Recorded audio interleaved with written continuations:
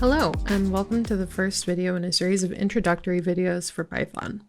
My name is Kat Webb, and I'll be introducing you to the concepts behind Python, how to use it, how to install your IDE, and a variety of other useful concepts. For now, though, I'd like to say a few things about Python. First of all, this is an excellent starting language because it's a lot simpler to write in than most programming languages like C++ or Java, and it's closer to spoken language than any other programming language I've written in. It's not like perfectly equivalent to written or spoken English, but it comes a lot closer than any other programming language I've seen, which makes it excellent for beginning users. It's also very flexible in its data types, so you don't have to declare them and use them in the same rigid way that you would in other programming languages. That's something that we'll discuss in further detail as we go on with the video. It also has a huge range of usability. You can use it for data science, you can use it for automation, which is what I used it for, or web development, or other desirable skill sets. So once you learn to use this tool, you can use it for many different things. It's like a Swiss Army knife. Python also boasts one of the largest libraries of all programming languages. A library is kind of like a library in real life. You can pull code from other people's written code and use it in your code in a way that allows you to have a wide range of tools. So that's where you're able to get that flexibility for data science or automation from Python. It also comes pre-installed with idle, which is an IDE or an integrated development environment, which comes with useful built-in tools like a debugger, code editor, and compiler all in one. Idle will be used for everything we work on here, but I would really recommend looking at other IDEs like PyCharm or anything else you might have in mind, just because idle is very basic, so it's a great starting point. But as time goes on, you're going to want to be able to use those tools and just investigate for yourself how IDEs work. Finally, programming is like riding a bike. You can watch 1,000 YouTube videos, but you're only going to understand so much about riding a bike from watching someone else ride a bike. You have to try out the exercises and practice sessions for yourself, so I highly recommend pausing the video when you do or don't understand something and just typing it out for yourself. Python and idle are nothing to be afraid of. They're super cool tools, and I'm excited to get started with you. So with that being said, let's go ahead and get into installing your IDE and getting everything set up. So when you want to install Python and idle, what you're going to do is you're going to go to python.org. This is .org because Python is open source, which means anyone is able to look at it or use it for both commercial or regular community use. I would say that's one of the best things about Python because it makes the community so large and there are so many developers that want to work on this software. You should check out the documentation. Anytime you have any questions, this is going to be your holy grail to start out with. I know that when you Google a problem, a lot of times websites like Stack Overflow or things like that might pop up, but it's important for you to understand that those sites aren't regulated the same way that the official Python docs are regulated, which means the answers aren't verified by language developers and could be completely right, or they could be completely wrong. So it's important that you start with the documentation before you're able to really censor those things for yourself. Until you're a more advanced programmer, I would say you really want to follow these beginner's guides. They're excellent for just getting you started if you don't understand anything that we're talking about in the video and you just want a little bit more details. That being said, let's go ahead and install Python. I'm going to click back into Python here, and we're going to go to Downloads. So if you have Windows, they make this real easy for you and you can just click that button there.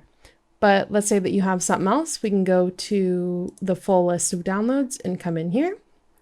Since I have Windows, I'm going to go ahead and hit the download Python button. And in just a second, there we are. So I'm going to click in here. And it's up to you, but you could probably just hit install now and be done with it. The only thing though, before you do that, is you want to click add python.exe to path. This is very important, especially if you're running a script, because scripts they need a path in order for them to work. And you can either specify the path yourself, which means you manually enter the entire file path from the Python program all the way back to your C drive, or you can add python.exe to path and it will automatically do it for you.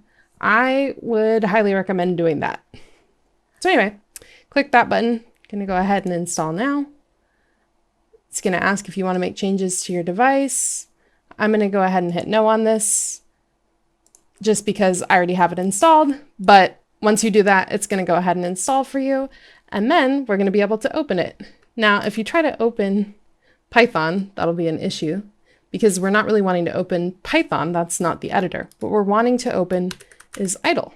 So go ahead and enter idle and then open it up. And once we get it opened up, I'm going to go ahead and start some basic scripts with you. Okay, so now that we've gotten Python installed, my first instinct is to try and open it. However, it's important to keep in mind that Python is the programming language that you're writing in, not the IDE you're writing in. So if you want the chance to play with it, you're going to want to go ahead and open idle. So I'm going to open it, and you can see it opens up to this screen with the 3 chevrons. That means that it's an interactive mode. There's 2 types of Python interactive mode with idle. There's the direct interactive mode or shell mode here, and there's also the script format. The script format allows you to write multiple lines of code and save your code permanently. However, the shell version is great because it compiles in real time, which means you can immediately test out a line of code. Honestly, I would say the interactive shell is much, much slower than running a script, and I wouldn't recommend using it nearly as much as I would recommend using script mode because you can't save anything that you're doing. So if you want to remember or keep any of the code you're writing, I would not recommend shell. It's just for a quick test. However, we're going to go ahead and play with it a little bit just because it's fun to get your feet wet before you start writing scripts. So I'm going to go ahead and print hello world for you here, which is the first thing that we do whenever anyone tests out a new programming language, generally speaking. Let's go ahead and do that. Now, print is a function. We're going to get into more detail on that later, but what you need to know right now is that print takes an input and makes an output. So given that we gave it hello world in our parentheses here, what do you think we're going to get? We get hello world printed out to the screen. So now let's go ahead and try a mathematic question. I mean, I can type out hello world by myself, right? But I don't always like to do math. So I'm going to go ahead and just type in an equation here. Let's see. This is one that I wouldn't necessarily want to do. Oh, and there's our first syntax error. So these things happen. It's very common. Oh, yeah, it's very common that you make a mistake in Python and it doesn't work just right on the first try. So don't be afraid if that happens. In this case, it was my fault because I tried to do both multiplication and division at the same time, which is not possible. And that's why I have a computer do all my math. But you can see we ended up with a number pretty close to 4, which is, we started with 4.2. So that's interesting. Anyway, it can process math for you in real time. You can test a function with it, like that print hello world that we did, but really you're going to want to use it for really, really short things, 1 to 2 lines. If you're going any further than that, you're going to want to open up your script mode. So let's go ahead and do that. I'm going to go ahead and go File here, New File, and bam, there's our script. So in just a second here, we're going to get started on writing with scripts. So I didn't really mention or use variables when we were working with our compiler because it was compiling everything in real time. However, now that we're working in scripts, it's going to become more and more important that you start using variables. So first of all, let's talk about what a variable is. A variable is a bucket, basically, that holds information for you and allows you to recall it later or change it in some ways and basically process the information that you're working with. To start, let's go ahead and just create a basic variable here. Let's call it string equals hello world. And you'll see why I'm calling it in a string in a minute, because this is a string. And let's say we want to change it in some way. So first we're storing it in this bucket string, and we're saying take the string in quotation marks, hello world, and store it in the variable named string. And now we're going to say, let's do string equals string plus height. And then if I save this, say intro file, and run that, what do you think we'll end up with? Oh, I didn't print it. Yeah, okay. So if I say print string, and now I run that, we end up with hello world hi, because we did something called string concatenation and we edited our string. But that whole time it was holding hello world, and then when we did string plus hi, it became hello world hi. So if I were to process it in some other way, it would continue to be hello world hi because it's holding that whole thing in its bucket. So now that we have the general idea of a variable down, it's going to be a little bit obscure, but it'll become clearer the more we work with it. And if you want to kind of take a minute to play with it, go ahead, play with strings a little bit. But the first thing we're going to talk about is a string. So strings are just text.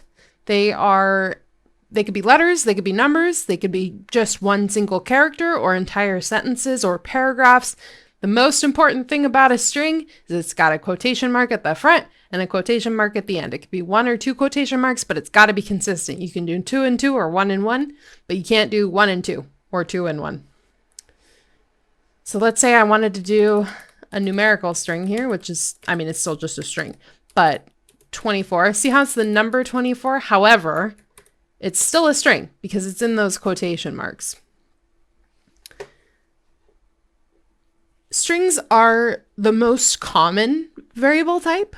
I know that might sound surprising to you. It's probably the one that you're going to use the most, even if you're processing numbers, because on the surface, yes, you're using numbers, but whenever you pull them from another file or you pull them from a different source, which we do all the time in Python, you have to pull them as a string first and then convert them into a number from there.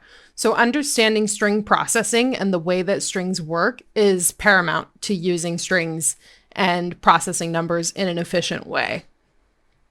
Let's say I want to know how long a string is. I could do something like print. So I'm nesting functions here, which is a little more complex, but I've got len, which means find the length of the string, and then print, which means print out the length of the string, which is right here. Go ahead and count it if you like. It's a little bit of a trick question, but we'll get into that.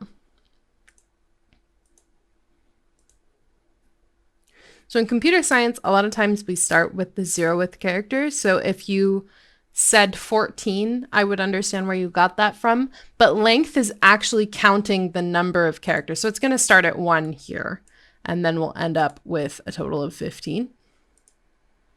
But that's one way that you can find out how long a string is, which is important if you need to know, say, the length of a number or how you're processing that data, making sure that it's got the right kind of information in it. Another thing we can do with strings is we can index them. So if I wanted just the first character of hello world, you know what I would do for that? I would, let's see. I got my word, but this is indexing. So I'm going to take, in this case, the 0th element because we're starting at index 0, which is here, since we start from 0. And I'm just taking that one and saying print that out. So we end up with just H. But that is an integer right there, and it'll only let you have an integer in that spot. We're going to talk about integers now. All right, so we talked about strings and how those work, and now we're looking at integers. So an integer is a whole number. Like in this case with the index, you couldn't have half an index, right? I couldn't say 0.5, which would be like somewhere in between the H and the E. That's not how that works. You have to have a whole number. The example that I usually use for integers is a dinner party.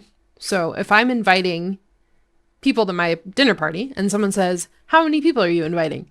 If I say, I'm inviting 15.5 people, that would look really weird. You should invite whole people to your dinner party. So let me go ahead and start with people here. Notice no quotation marks. This is not a string. This is an integer. So we don't use quotation marks when we're working with ints. And now I'm going to go ahead and process it. So I can change this, right? I can say, I can invite someone to my dinner party by doing this plus equals. So this means take my total people that I currently have and add 1 to that. So if I print that, what do you think we're going to get? What is people holding now? 16, which is different from the number in Hello World. I know it kind of looks similar, but yeah, 16 people.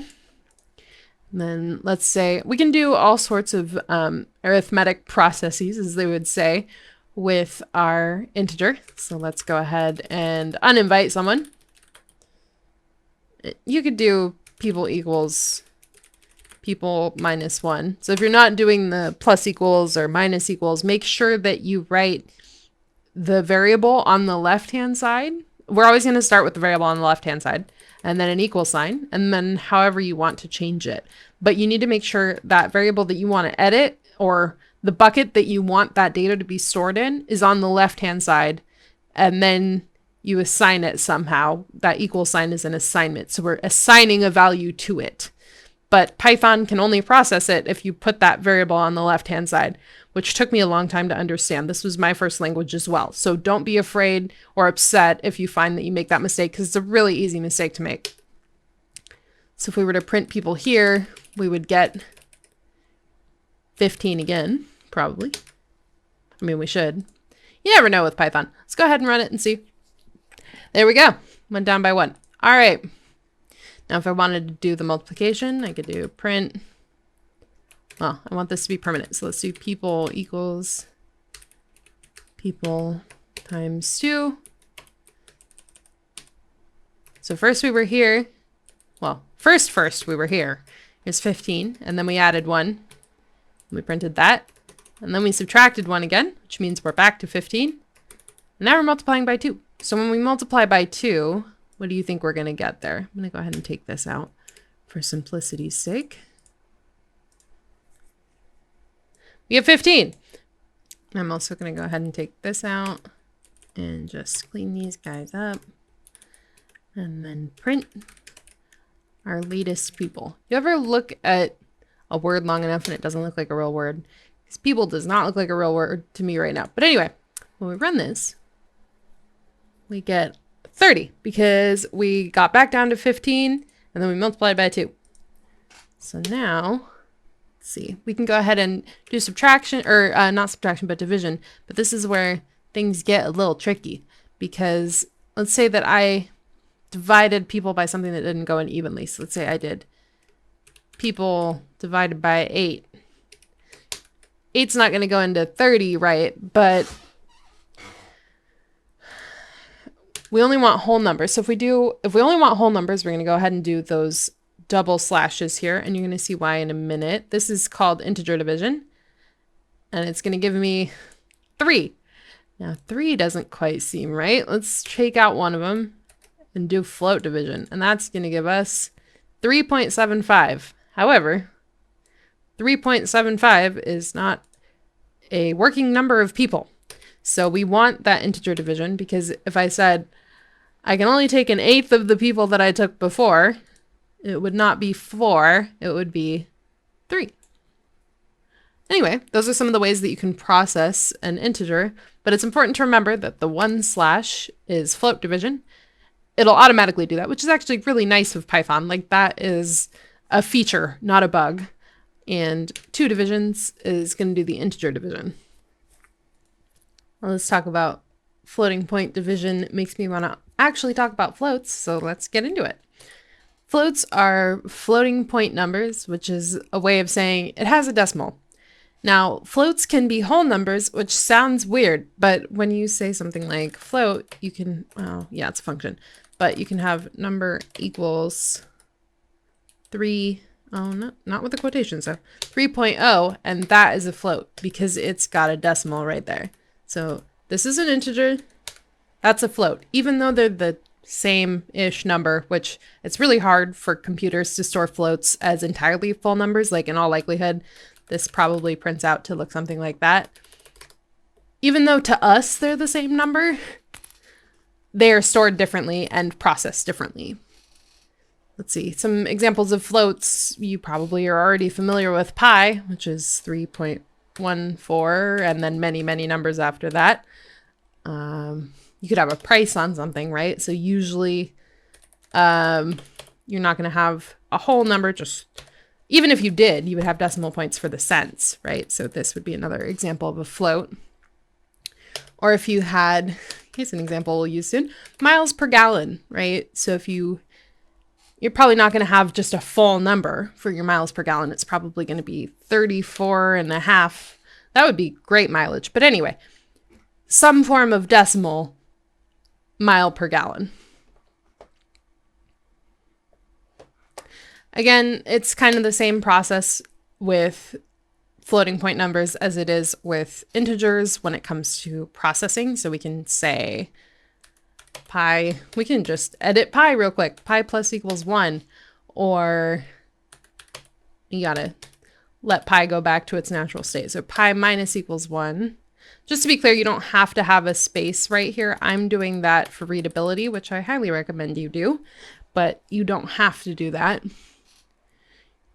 It will still work either way. You can also do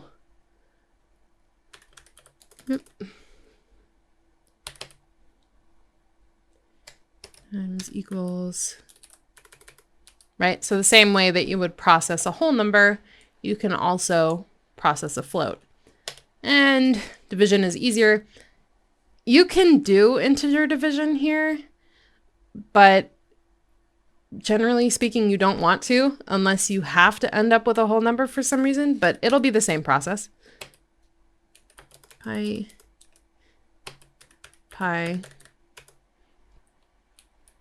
Right, so you can do that. You're going to end up with a whole number. So as long as you want that, as long as you don't want a decimal point at all, you can do it. But let's go ahead and run that. And even though it prints 9.0, what it did is it divided it as if it were an integer, and then it converted it back into a float. So it divided by just 4, and it cut this number off to be just a whole number, and then it divided the two of them.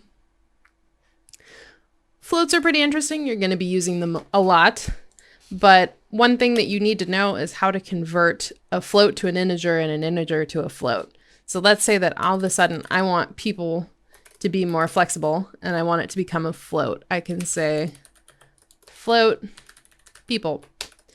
And then if we print people, what do you think that will give us? I'm going to do the same with pi. I'm going to make pi an integer. So let's see. I'm going to do it all in one step here. Now it's important to remember when you're printing something, it doesn't actually process the variable the same way. So when I say int pi here, this does not mean permanently convert pi into an integer, which actually is the same that I did here. People equals float people. So now that permanently converts it into a float, but this does not permanently convert pi into an integer. So if I were to print pi on the next line after that, what do you think pi would be? All right, let's take a second to think about these three, and I'll go ahead and run it.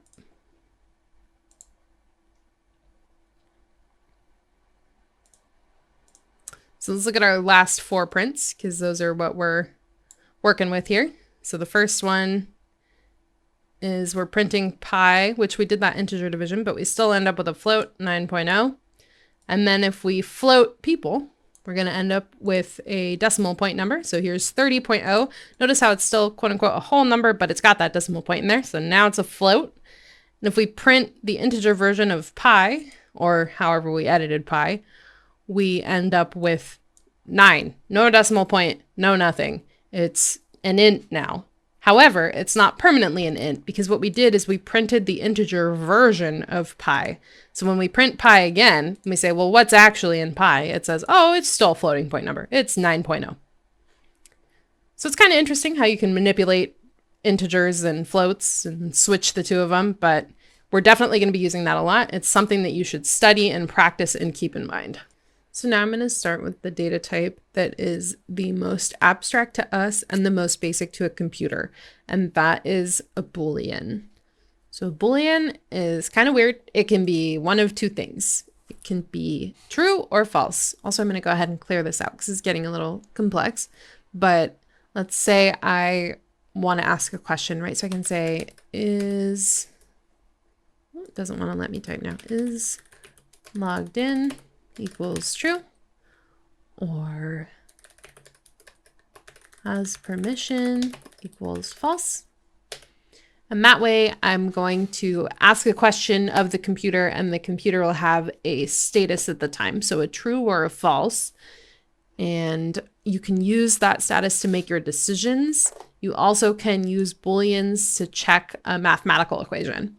So let's say I said print 5 is greater than 3, right? Or if I wanted to check a string, so the 5 greater than 3 is a little self-explanatory, but if I wanted to check if A is greater than Z, computers have a numerical value assigned to each character in the alphabet. So for simplicity's sake, let's argue that A is 1 and Z is 26, even though they're not really that in Unicode, but we'll get into that later. It's comparing, is this number higher or lower than this number? So in this case, it's probably higher because it's further down the alphabet. Let's go ahead and run it, see what it says. Yep, so we get true and false. You can also use Booleans in more complex checks. So you could say print is logged in, and so for an and, both the first characteristic and the last, or the first characteristic and the second characteristic have to be true. So the and is going to check, are these true and true? And if not, it's going to fail it. We should get a false. There it is. And then we could check it again. We could say print is logged in or has permission. And now it's saying if either of these are true, go ahead and mark it as true. Which for is logged in and has permission, we wouldn't necessarily want that because those are two different things. But let's go ahead and run it and see what it outputs. We get a true now because we have that or. So the and or are kind of linking concepts. They work together to link Booleans and check if each state is true or false, and then make a decision based on what those two say. I know Booleans probably seem a little bit abstract right now, but they're going to be used all the time in loops, in checking if something is true or not, in checking whether or not it's okay to process a file. Once we get into file handling, Booleans are going to make a lot more sense to you. So just hang on for now. I'm probably not going to play with these with you just yet. We're going to probably do some programming after this in integers, strings, stuff like that, and then we'll come back to Booleans when we get into our section on loops. Since we've gone over all of the basic data types now, I think it's really important that we start some housekeeping rules before you get into programming. A lot of programming is readability, really, making sure that other people can read your code or that you can read your own code if you need to come back in and edit something later. And it really comes in handy to have a structured format that makes sense and is legible and easy to use. Also, one thing that Python is really a stickler about is indentation. So we haven't worked with any indentation yet here, but if I were to create, say, a function, like let's see, if, well, this isn't a function, but it's a decision structure.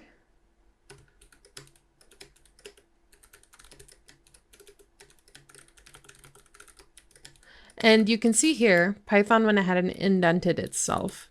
Now that's key because Python doesn't have what we would normally use for structuring, like brackets. It has indentation alone. So you have to have perfect indentation if you want your program to work correctly.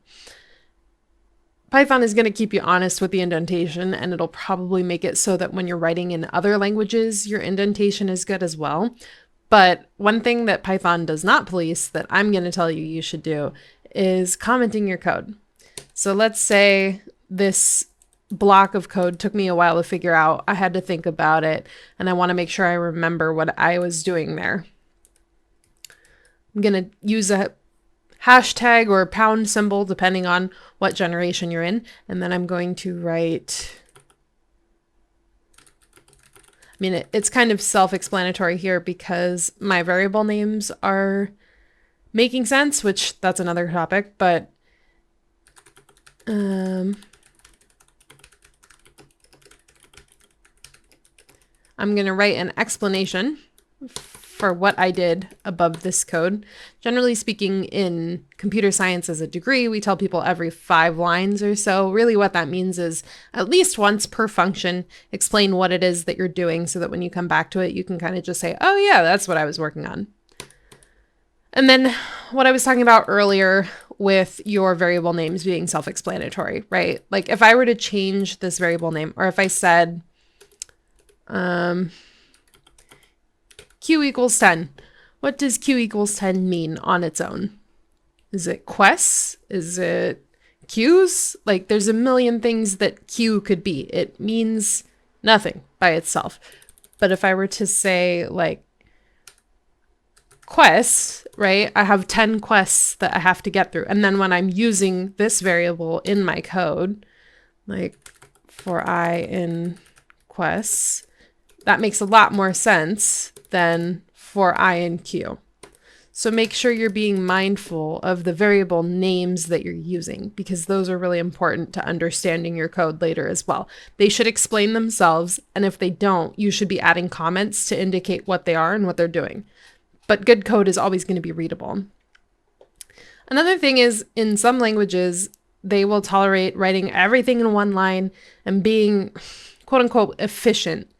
Now, efficiency is important, don't get me wrong, and eventually we might go into data structures and how you can store your data efficiently, but A, in Python, you're probably not going to be writing in Python if you're trying to have maximum efficiency, and B, it is always more important that your code be readable to yourself and other people than that your code is efficient.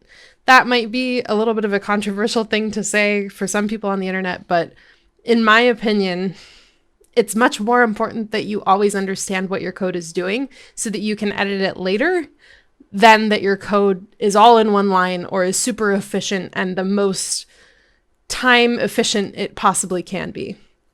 Alrighty, now that we've covered that, let's go ahead and write your first program. So we have written some code here, but generally when we think of a program or algorithm, we're thinking of something that takes an input and gives an output. Now we're not going to take an input just yet, but we are going to try out handling some data here. So your first program that I want you to write is going to be, let me make a comment here. Print hello world, your first name and last name. And the area, oh, and then calculate the area of a triangle, sorry. And I know you didn't come here to learn math, so the area of a triangle, the formula for that is 1/2 base, times height. So I want you to think about this, go ahead and write out how you think you would go about creating this program, and then we'll meet back up. But anyway, you can pause the video. I'm going to go ahead and write this now. So start, I'm going to print hello world.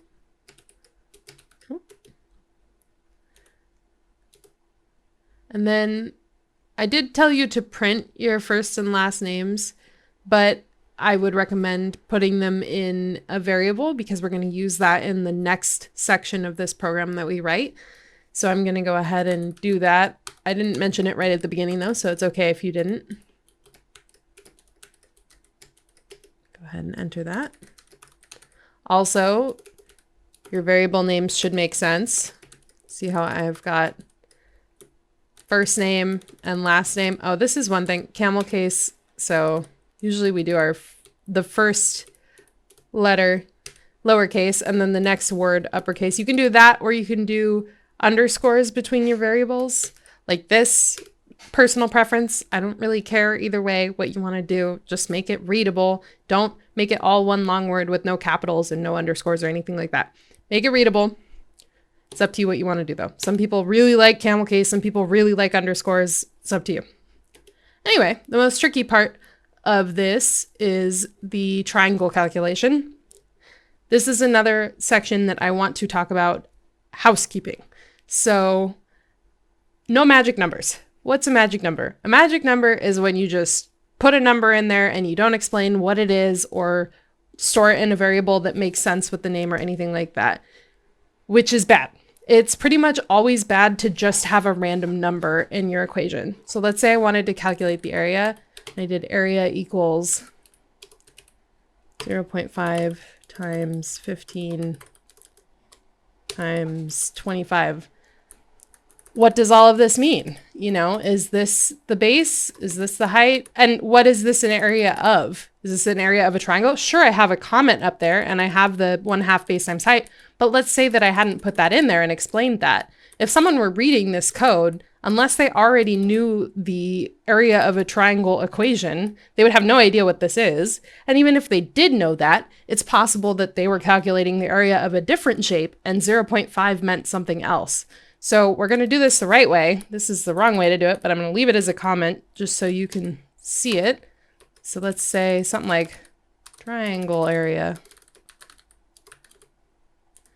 And then I'm going to go ahead and create a variable for the half.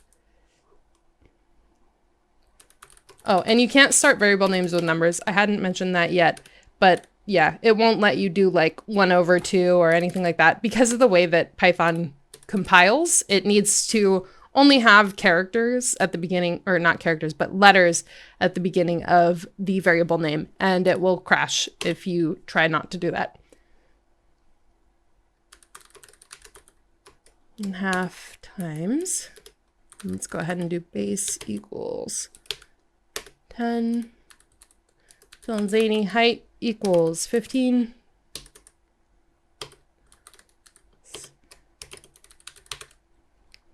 Another thing that would be acceptable to do is to put base times height over 2. That would do the same thing, but you have to be careful how you do that, because if I did it like this, that means triangle area equals base times height divided by 2, and it's up to the compiler. Basically, when the program runs, the computer has a choice of which operations it will do first. Its order of operations, our PEM does, if you remember that. So the division sign probably is going to be on the same level as the multiplication sign, but we don't know that for sure. So we want to do, really, we want to do 1/2. That would be the most readable thing to me, but you could also make an argument that the parentheses work here. You can do that over 2 like that would also work.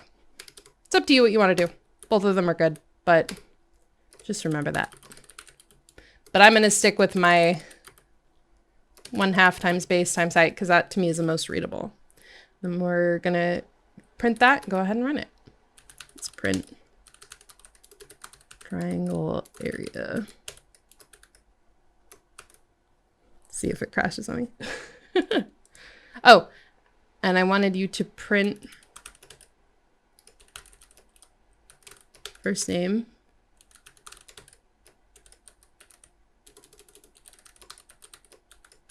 And then I'm going to go ahead and concatenate just to get real fancy with it. What I want you to think about is, what's the difference between the print first name and last name as 2 separate lines, so print and print, versus print first name plus last name. How do you think that's going to look different from one another? And we'll come back to that. So I'm going to give you a little shortcut, which is Control S if you're on Windows, or I believe Command S if you're on Apple. Will save your program for you. When you're running a program quickly and you're testing things out and you want to be able to flip back and forth quickly, that Control S will save you more time than you realize with that pop-up that says, do you want to save? Anyway, went ahead and ran this, and we ended up with 75, which is correct. Yeah, that's correct. And then, I never know with Python. And then cat web, all one word, and cat web, 2 separate lines. So when you do a print statement, it has a silent end line on it, which an end line is what it sounds like. It ends the line and moves you on to the next one. So this is really cat end line, web end line, and then the next one is all one word because there's no space. I didn't put a space between the two of them, and there's no end line in between the two of them in the plus. There's no end lines internally in the print. It's just added on implicitly to the end of whatever you print. So there's our first run. Hopefully you got 75 if you tried these guys out, but we could change them. Wouldn't it be nice though if we could let a user input stuff and write their own name and not our name, and also let them calculate their own triangles area? We haven't seen how you would do that yet, but I'm going to go ahead and teach you real quick. So if we want to ask someone for information, we'll use something called the input function. Except I want to store it somewhere because input is great, right? But it won't store anything in a variable unless you tell it to. So this, ooh, I want the question mark in the quotations, thank you. This takes an input, but it won't save it anywhere. So if you want to save it, well, that's a little long for a variable name, but that's fine. I would say, you could say first name if you want it to overwrite your current first name, but if you don't, you could say something like other first name, and then it'll take an input, and then let's print other first name and see if it knows what's in other first name. Run that. And you can see it's got, what's your name here? And then I'm going to say it. It's cat. And then it prints cat again. Now, if I wanted to run that and put in someone else's name so that it doesn't look like it's just doing mine, give it Bob. There it is. Bob's in our program now. So I want you to go ahead and try this guy again using those input statements, and we will check if you're right, but I bet you can do it.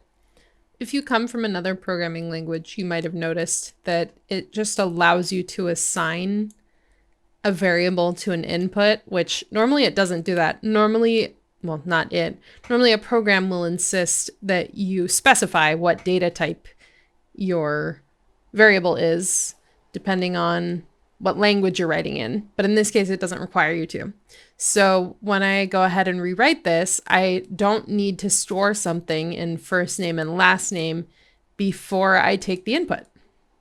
I'm going to go ahead and leave print hello world as it is because it's never going to change. That's just the string that it is, right? But if I wanted to ask someone what their first name was, I would use Bob's line here, right? So I might cut and paste that because it's a little more convenient, right? As little as possible, right? It's okay to reuse code where it makes sense. Although we don't really want to be copy pasting a lot of the time. That's going to be a loop, but in this case, it's okay. So we're going to go ahead and say input again. Oh, except this is for just your first name now.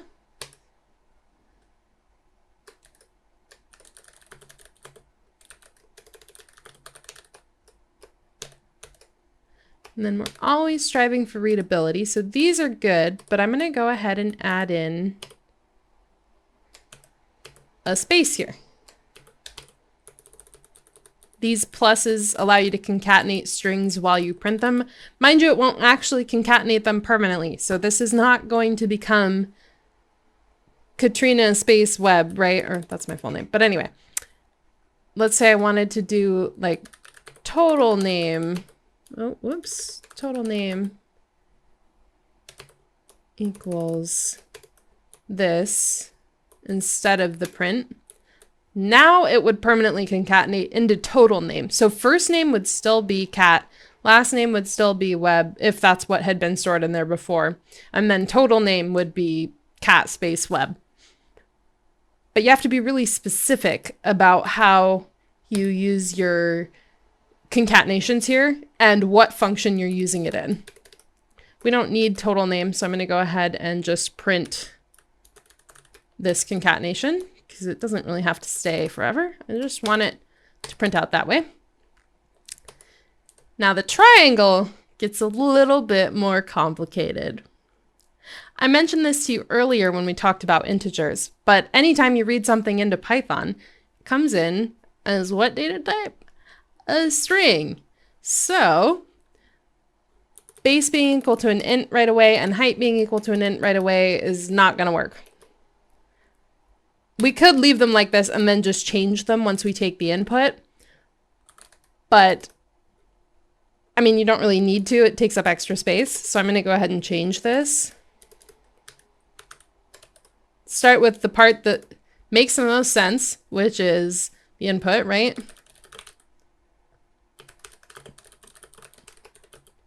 Oh, there's a space there where I don't want one. But now we need to convert it. And I don't really want an integer because I might want to be able to do decimals if I'm calculating the area of a triangle, right? A triangle might not be a whole number side. So I'm actually going to use the float function here, and it's nested with the input function. So we can see here, internally it's saying first take the input and find out just what's the size of the base, and then convert the whole thing into a float. Make it a number with a decimal point. We're going to do the same thing for height. I am just going to copy paste this for the most part because it's the same thing. And we save time where we can. Be as lazy as possible by automating what you don't like. We are going to leave 1/2 the same because it's constant, right? The same way that hello world is never going to change. That part of this equation doesn't change regardless of what input you take. So we're going to say 1/2 equals 0.5, and then we're going to print these two, or take the inputs here, and then calculate, and then print here, and other first name is nothing now. So that would crash the program. But let's go ahead and run that, see what it says. Oh, and there's the must be saved. So that's where your Control S comes in.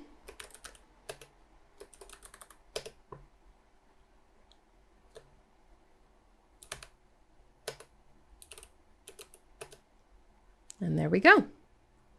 Now I'm probably going to run this again with decimals there just so you can see that it could potentially end up with not a whole number.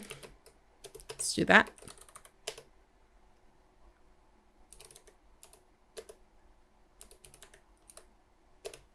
There you go. And it comes up with this long number. You could tell it to round to a specific number. We'll get into that later when we're specifically talking about how to handle numbers in larger calculations. But for now, you can see it'll just give you a certain number of decimal points unless you specify exactly how many you want with the formatting function. One thing I want to mention is that Python can't really mix data types inside of a function implicitly. So like, let's say that I wanted to say, oh, first name, your triangle is such and such size. It can't do that with the string staying the way it is and the number staying the way it is. So we're going to have to convert the number into a string because strings that aren't numerical aren't going to convert into numbers properly. They will throw an error. So we could do print. No, that's lowercase. Like if I try to do this, just be very blasé about it and do that. I can, but when I go to run it, well, it hasn't crashed yet because it hasn't reached there, but let's see what it does. Yeah, it does not like that I tried to concatenate or add together a string and a number. And it says, I don't know how to do that. You need to give me a string. What I could do Let's use the type conversion into a string. Now remember, this isn't permanent, so triangle area still will be a float outside of this. But if I go ahead and run it, whoops.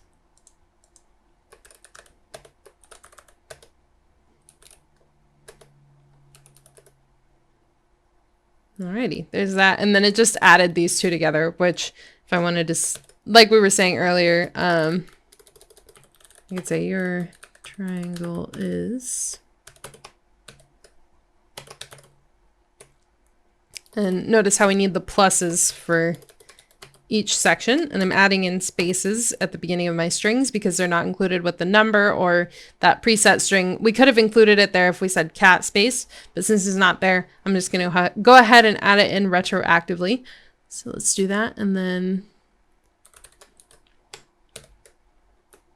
save this guy and run it.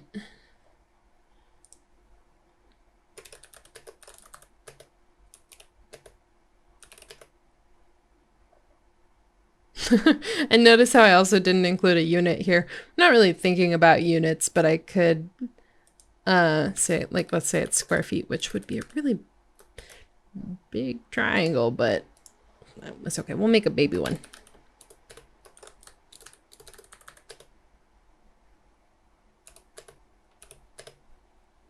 There we go. So just remember, you need to make sure that this variable and this variable agree when you have them both in a function. So like print is a function, input is a function. You can take, I mean, you can't really take multiple inputs. You can take multiple inputs at once, but it's more complex than we're going to get into in this course, and it gets confusing quickly. I just recommend having them on separate lines. I think it makes the most sense. I know that this has been a lot of information and you're probably going to want to take some time to process it. So let's go ahead and do a quick recap on it. Maybe we'll take a little sneak peek at what's happening in the next video, and then we'll just go ahead and end it there.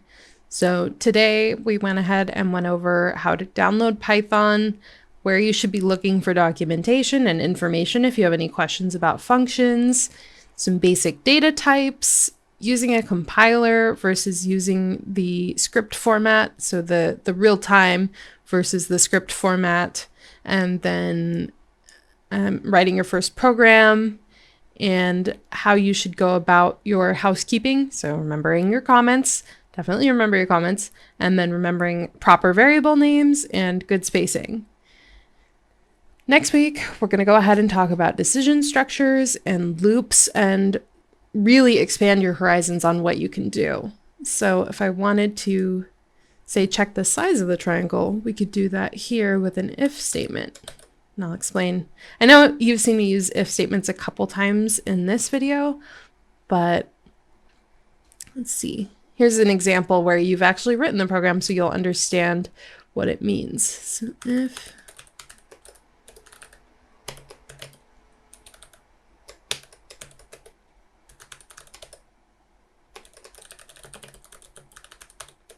and I'll throw in an else as well to make it real exciting. Make you want to come back. So here's that. If, and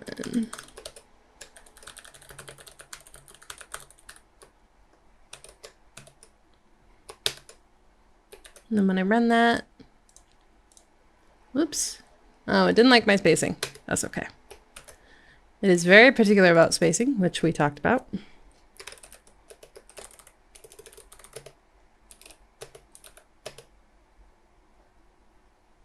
So there we go. Since it's less than 100 square feet, which is a really big triangle, it tells me that it's a small triangle.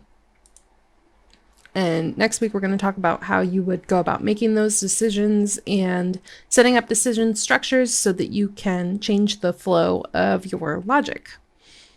Anyway, hopefully this has been pretty helpful and interesting. Please feel free to comment if you have any questions about it. And I'm excited to teach you some more. So have a good one, guys. Hello and welcome to the second video in a 4-part series on learning about Python basics. My name is Kat Webb, and last week we covered basic data types, installation and usage of idle in both script mode and in the shell compiler.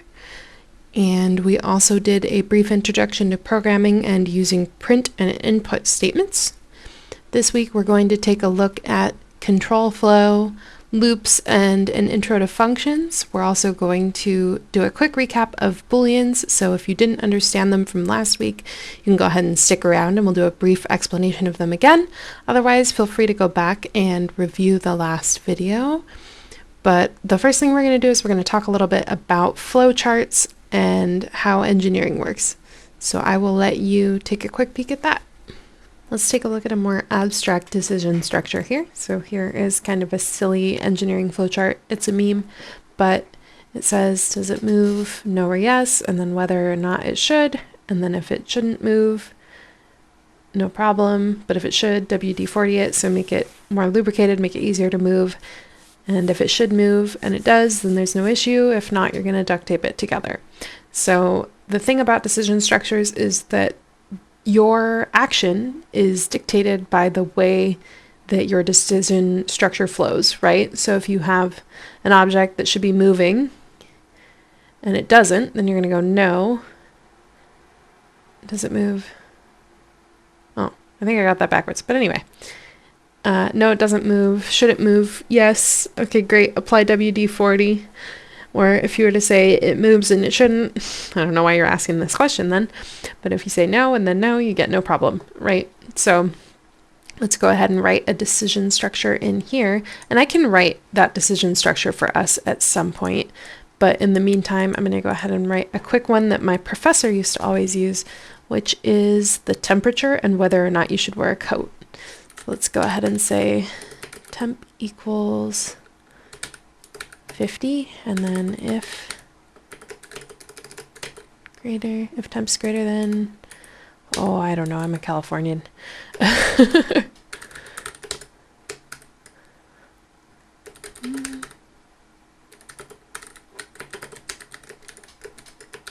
we go, we don't need a coat. If it's anything other than above 80, which is an interesting question here, because what happens, do you think, if it's right at 80?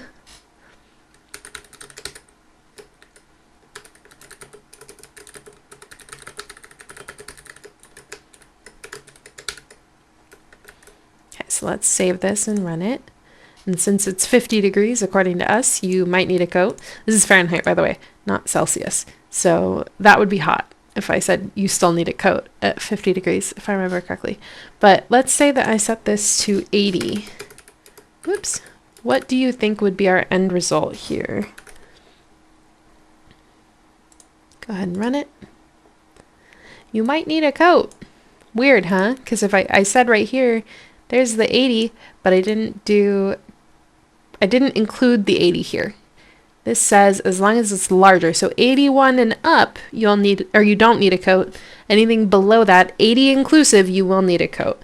If I wanted to include 80 in my you don't need a coat, I would use an equal sign. So greater than or equal to 80. And then now it's changed. You don't need a coat because we've decided to include 80 degrees here. So that's kind of an introduction into the if statement and the way that decision structures work. Now there's a bunch of different decision structures in Python. One of them is the while loop, which we'll go into in just a second here. But one thing that we should think about is the fact that decision structures are oftentimes Booleans, right? So if you think about it, this right here, if we were to print out, let's see, print temp greater than or equal to 80, what do we think that is? What data type? Because this has a data type to it. That if statement has to evaluate to some kind of data type. So what data type do you think that is? It's a Boolean.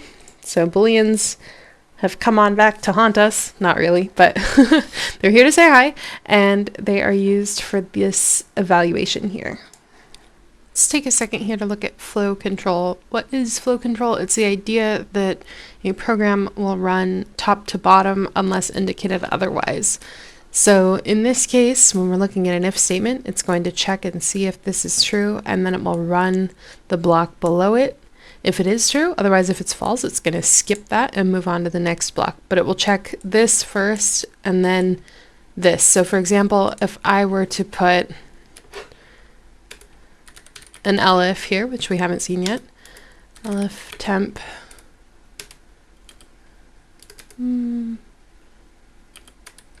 if temp is 90 degrees, it's hot. And then we're going to set the temperature to 90 degrees based on the fact that it's running from the top down. Is there a condition that you think will catch it before this, or is it going to print it's hot? Let's go ahead and test it. I fell for the classic blunder. It needs two equal signs. One equal is a assignment. Two is a check. But yeah, as you can see, it found you don't need a coat, not it's hot. And if I switch those two, so let's say I do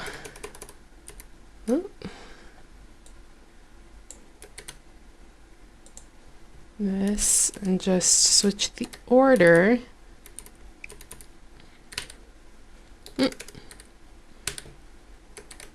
Run it again. It says it's hot. So it's only going to pick one of these in the if elif else statement. As soon as one evaluates to true, it gets run, and then the rest of the block is skipped. I know we already talked about it a little bit in our if statement, but let's just go ahead and brush up again on what a Boolean is. So a Boolean is a set of conditions that evaluates to be true or false, like we saw here. You have a variety of options for that. You've got greater than or equal to, which I've got there, less than or equal to, which looks pretty much the same, just with a less than instead of a greater than sign. Just greater than, which we saw with our temperatures up here. Just less than, and then the equals sign, which is that if it's exactly equals to, right? One equals sign is an assignment. Two equal signs is a check. And then you go ahead and use those, and you check various things that you want to evaluate. So in our case, that temp variable is what we were evaluating. And we talked last week about hooking together two variables, but I'll go ahead and brush up on it again. So let's say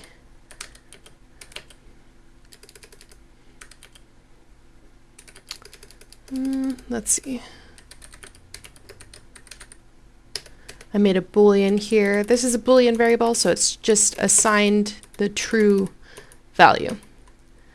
So we have three logical operators. We've got a logical operator is a word, fancy word for the hooks that go together. So we've got and, not, and or. We haven't talked about not yet. Not is the concept that it'll flip whatever it's currently evaluating to. So let's say that I have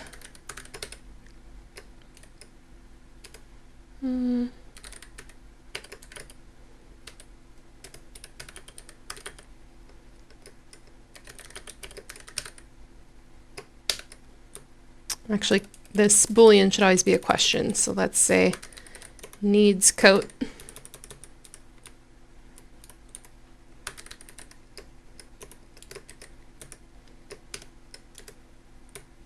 So this is going to check, is the temperature above 90, or not 90, 80, and do we need a coat? Which you wouldn't think you would need a coat, but in this case we've set it to true, and the current temperature is above 80 degrees. So this should evaluate to true. I'm going to go ahead and comment this out just so that it's a little bit less confusing. Let's run that. I did it again. Okay, no worries. That's good, because that's something that you need to watch out for no matter what stage of programming you're in. So as you can see, it evaluated to true because we've got this half of the equation, temp greater than 80, and this half of the equation, both of those evaluate to true. Let's go ahead and do an or. The or is saying if either of these are true, go ahead and pass it. So if I run it this way, what do we think it'll evaluate to? It evaluates to true again because both of them are true. It actually doesn't check the whole equation. I forget the exact term for it, but it is only going to check one half of it and say, oh, this is true, and it's an or. That's as far as I need to read. Skip. In the case of an or, because it literally only needs one thing to be true. And then I'm going to use not here. So this is where things get a little bit confusing. So print not temp greater than 80. So this can all be its own thing here, right? And then or needs quote equals true. So if I run that, what do we think it's going to evaluate to? It still evaluates to true because this half is true. But here's something interesting. If I add in some parentheses, it should change the value. Because now it's saying flip whatever's in here. So we should get a false. Yep. Because we said whatever's in here, if it's a true, make it false. If it's a false, make it true. So let's say I said if temp greater than 100, and so now these would both have to evaluate to true, and they don't because this fails. So we should end up with a true because the not is going to flip it. So not is confusing, but it's helpful when you need to process whether or not something is happening and flip it, basically. There are specific situations where a not can actually be very helpful. Anyway, that's a little brief refresher on Booleans because I know they can be a little bit confusing and they're going to be very important in this section. In programming, oftentimes we need to repeat processes or use them multiple times in order to process our data, and we use loops to do that. Now I'm going to start with the loop that's the most closely related to our decision structure here with the if statements, and that is a while loop, because a while loop runs until a condition is found to be false. Since this is a different concept, I'm going to go ahead and mostly clear this out. Feel free to take a screenshot if you'd like, or pause the video to make sure you understand it. But I'm going to take everything but this temp away, and that is because we're going to do while temp greater than 55, print current temp is, and the stir of temp, because we want to make sure it's a string so that we can concatenate the two of them. We talked about concatenation last week. That's the idea that you can add two of the same type together. So you can add two strings together and get one smashed together string. That's how we ended up with my full name, just running along, no spaces. But here, the one thing you need to think about when you run a while loop is if this condition never changes, you are never going to leave your while loop. So while temp is greater than 55, that's great and all, but 90 degrees is always going to be true. Temp is always going to be greater than 55. So we need to change the temp variable. So I'm going to go ahead and say temp minus equals, let's do 2. I don't necessarily want this to run 40 some odd times, so, or 30 some odd times. Anyway, go ahead and, this is saying step down 2 per loop. So when I run this, we end up with the temperature. Here's our code. So while temp less than or greater than 55, print the current temp is and then what temp is. So the first time we came into the loop, we hadn't done anything to temp yet when we printed it, right? So it's going to be at 90 degrees here because we haven't subtracted anything yet. Then we come here, 2 gets subtracted from temp. Come back around to the beginning of the while loop here. The computer does a check. It says, is temp currently greater than 55? What's in temp? 88. So yes, it's greater than 55. It's going to come in and it's going to say, okay, what's the current temp?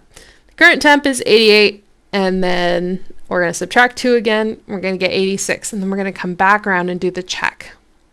Now let's say I changed one thing about this program, and I moved that line up here. How do you think that impacts the output of my code? There you go. So you can see the first output here is 90, and the first output here is 88. And that's based on the fact that when we print this, we've subtracted 2 already in our second run, and in the first run, we hadn't subtracted 2 yet.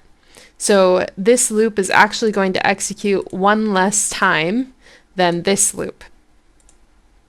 Well, that's not true. The print statement is going to execute a different amount. I should say that, because it's going to have the ranges 88 to 54, and this has the ranges 56 to 90. So it's really just about what you want to display and what sections are correct for what you're doing, right? So in this case, it doesn't matter because the current temperature is just falling. But if we were to do something like factorials, and factorials can be a little bit confusing, but a factorial is 6 times 5 times 4 times 3 times 2 times 1, right? Like that. 2 times 1. So when you're doing something like this, you need to make sure that you're starting with 6, which is that first number, and then you're decreasing each time until you get to 1, and you're not dropping down to 0. You have to be really careful about that because anything multiplied by 0 is going to end up as 0. So just make sure you're being careful about what amount your variable is and how long it's running for. The next loop we're going to talk about is the for loop. Now, Python is really nice to you with for loops in that you can write them in plain English in a way that you can't write them in almost any other language. Like, let's say that I have this string name equals Robert. I can say for I in name, and it does exactly what you think it would do. Print I.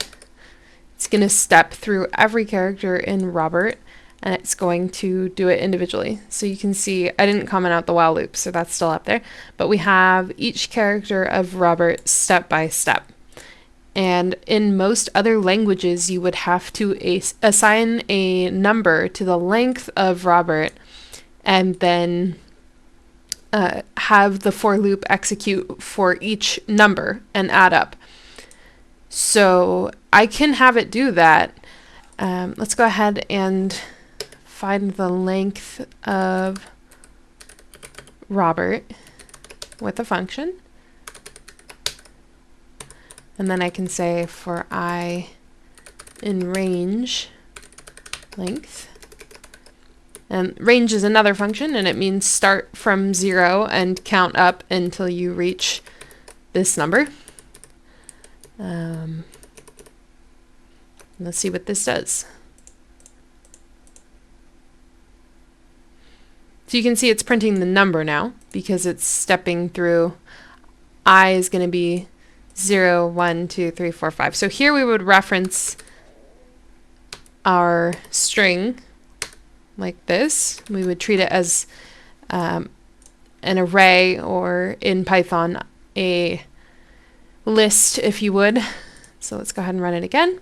And now it's going to print the name again because we're referencing name and then the number, the current index number, right? So an index is the idea of each single character. You're pointing to what number value, what slot is holding that character. So this would be index 0 and then index 1, index 2, 3, 4, and 5. And you can see that here. It's counting down or up from 0 to 5, which 5 is the length of Robert. It is doing it in extra time because it's starting with 0 in this case, but it should have a length of 6, actually. I lied. The length is 6, but we start at index 0, and then we go up to index 5.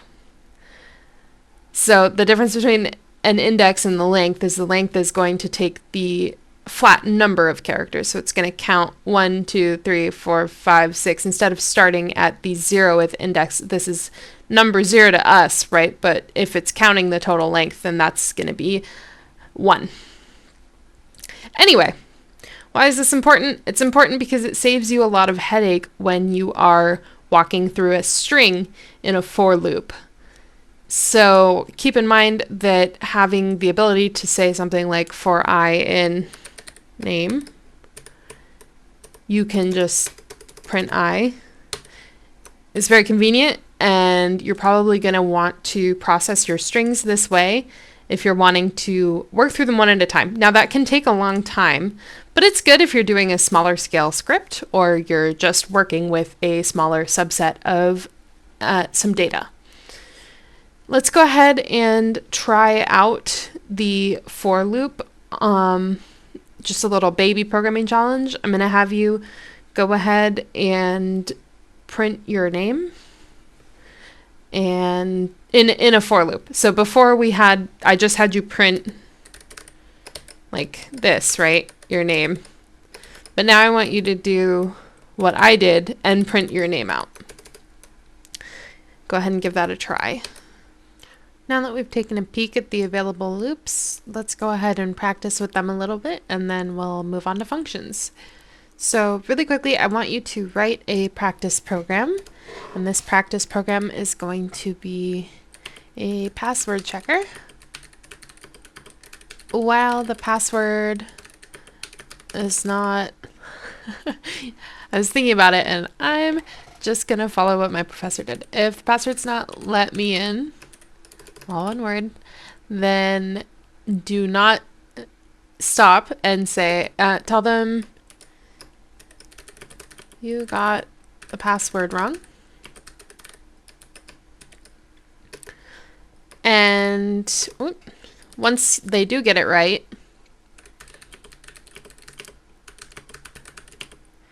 go ahead and print access granted.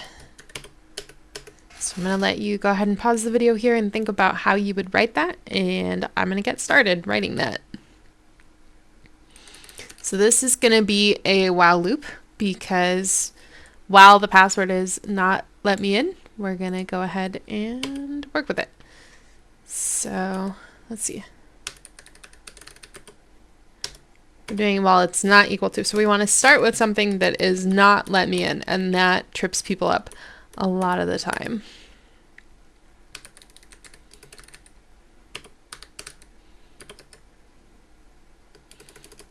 I'm going to go ahead and use, this is one operator I didn't tell you about, the exclamation point.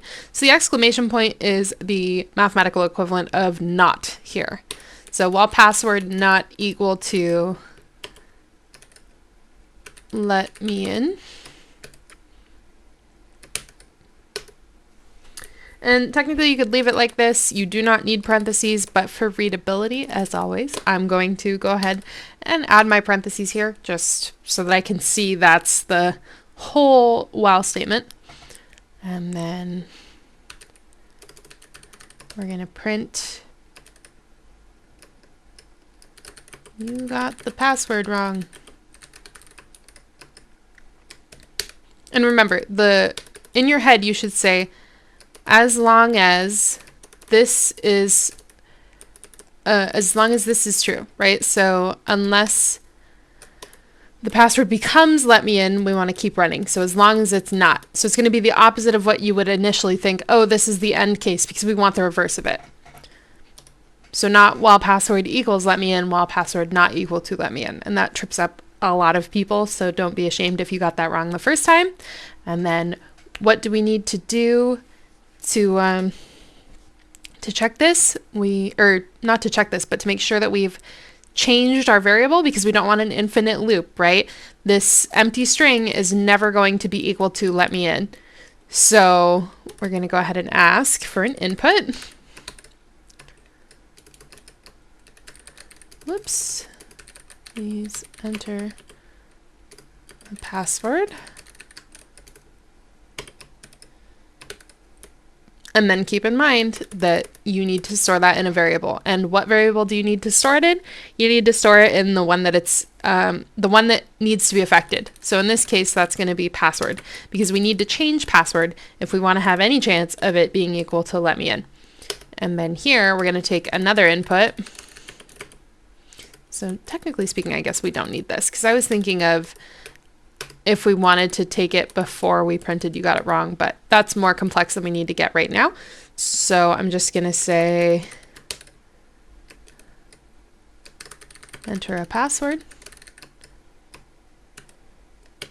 Now let's say they get it right on the first try. Will this while loop ever execute? No, it won't. So once we're done, we want it to print access granted whether they get it right on the first try or the 50th try. So we're going to come outside of the while loop because we don't want it to be dependent on them having gotten it wrong at some point. I can show you the difference. I think I will in just a moment here. Access granted. So let's put this here and run it as intended, and then I'll show you what happens if it is put inside that while loop. It's asking for a password.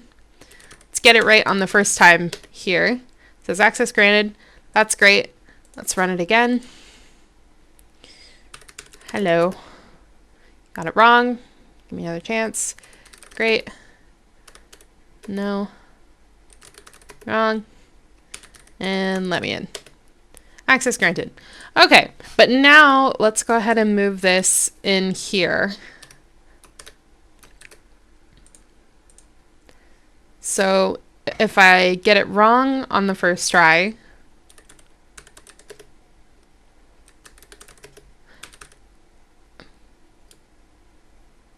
you can see it prints access granted even though you got it wrong, because it's executing all of these, right? So that's the first problem you have. Let's say that inside the while loop, we say, okay, we're going to check for this. Now this is called the nested check because we're checking inside of another check. The first check is while password not equal to let me in. And then the second check here is if password equals, whoops. Let's say, okay, we're going to fix it this way.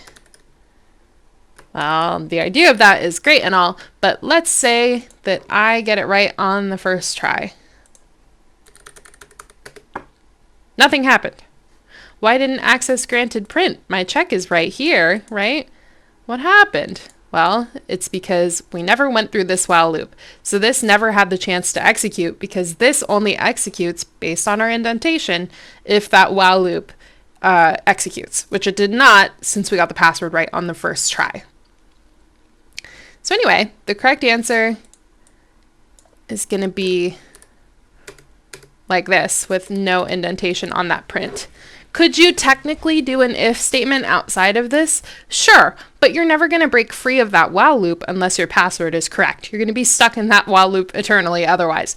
So if you're printing access granted, that means that the password was correct and you don't really need to check whether or not they have the password correct. Let's talk about one of the most important tools in your toolkit as a programmer, which is the concept of functions. We've been talking a lot about functions as like this print statement, right? Or this input statement. These are built-in Python functions. But a function is the idea that code doesn't need to be repeated multiple times. Like you don't have to copy paste it every time you want it executed. You can just run a function and then that function will do all of the work it needs to do to process information or examine it or do some sort of process and then spit out a result back to you and then return to where you were in your code. So let's go ahead and write a quick function for a hello world.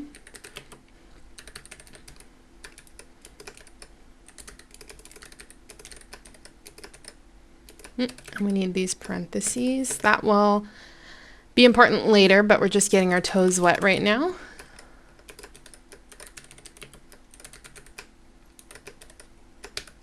So here I am defining the function hello world. Actually, I'm not sure why I'm using underscores here, although that is common in Python with function naming conventions, but I'm going to use camel case and define it, and then what does the function do? It prints hello world. And let's say I want to use it. I can say hello world. So I'm going to call it here. And let's go ahead and comment out our while loop here. and our inputs.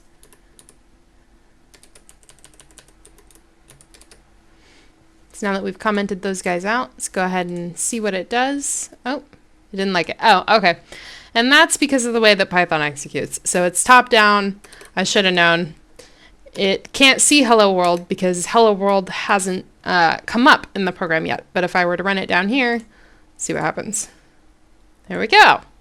Hello world, because I defined it here and then I called it here.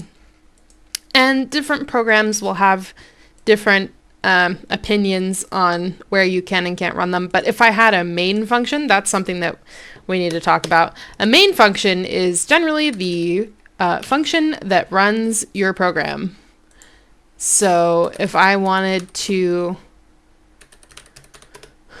run my program and have one, it's like the ringmaster. It's doing all of the controlling for the program. So let's say I had main here,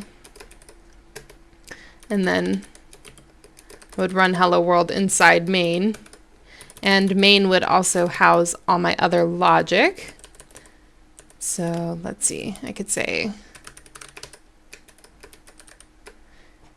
this. Now let's say I ran it like that. What do you think would happen if I ran it as it is now, with all this commented out, which we can go ahead and delete, and then just these two guys? Python says, that's great, but you didn't tell me to run anything. So I'm just, like, I ran the program, quote unquote, but you didn't call any functions. So I'm going to sit here and think about my life. So what we can do to make it actually run, we can call main. And there it is. And it prints my name, and it prints hello world, and then it has done the thing. But what it's doing is, this isn't just printing hello world. What it's doing is it's jumping. This says jump. So this is printing my name, and then it says, oh, go ahead and find hello world in your code, and then do whatever that says. And Python says, where is hello world? Then it says, there it is. What does it say to do? Print hello world. Okay, I'm going to do that, and then I'm going to jump back to where hello world happened. I'm going to go ahead and also talk about how arithmetic is processed inside a function and how that can affect how our variables are processed. So let's go ahead and do that. Let's talk for a minute about functions and arithmetic and how it can impact your data. So let's say that I wanted to do some kind of computation here. Say the temperature is 90 degrees right now, right? And I want to see what would happen if I run the air conditioner for 20 minutes. So instead of hello world, we could have air conditioner, or aircon for short. And then the air conditioner will drop whatever the current temperature is by 10 degrees. That's a decently powerful air conditioner, depending on how long you're running it for. But anyway, what we would do is we would pass temperature in here, because we need a way to communicate that that is the variable. We're taking a variable from somewhere else. So when we call this, we're going to say aircon and then temperature, because we're passing temperature in. We could pass something else in, but this is what we've chosen to pass in. Also, it will run this function, and it can return a value to you, which we're going to come back to later. But if you want temperature to be affected by that, then you need to set temperature equal to. So this says whatever happens in aircon, bring it back and set it equal to temperature. So let's go ahead and print. Let's print temperature here. Oops. And then we're going to go ahead and print it here as well.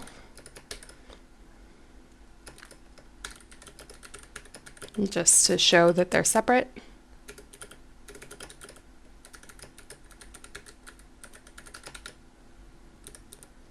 Oh, and I need to close, oops, my parentheses here. Okay, and then we're going to come in here, and so notice how I wrote temp, which is not the same as temperature. It doesn't have to be the same word. All that this communicates to aircon is that temp is, it needs to take something in. So it's saying when you call aircon, it needs to have a variable in its arguments. So this is an argument. Temperature is an argument or a parameter, depending on what you want to call it. But yeah, it's something that you're giving to that function. And then we will say temp minus equals 20, return, that's an important keyword, temp. So what this says, return says, take my result, like whatever I calculated, and send it back to where you called the function. Because like with hello world, we didn't send anything back, right? We weren't asking for an answer or anything. We just said, go ahead and print out whatever it is to console. You don't need to send any information back from your function. But this says, when you go home to the function that this was called from, I want you to take that information back with you. So now temperature will have whatever happened to temp in it. I think I said 10 degrees, so I'll go ahead and fix that. But anyway, let's run this and see what the impact is on the variables. So it printed my name because I told it to. I'll go ahead and take that out. But you can see it said 90. That's from this. And then it printed it here. And then it said, make the new temperature whatever happens in aircon. So then we go to aircon. What happened here? Oh, aircon took in a temp, which is temperature, and it subtracted 10 degrees from whatever it is. So in this case, it was 90. We sent 90 over. So 90 minus equals 10 would be 80. And then we return 80 back to temperature here. So temperature ends up being set to 80, and then we print new temp and 80. Functions are a little bit confusing at first. Let's go ahead and do a couple more return statements because it can take some getting used to. But let's do some return statements with strings first, and then we'll go ahead and come back to practicing functions in a larger scale. Functions can be a little bit confusing and hard to work with, so I want to make sure that we get some practice in real quick before we move on to our next idea.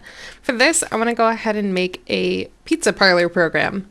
So to start, let's have, let me comment this in here, a main function that says welcome and takes the name of the person coming in. Put that here, of customer, and then we have a list of toppings, which is an integer input, and I'll get into that. And they enter one, and then they get to pick their topping. And then they choose a size.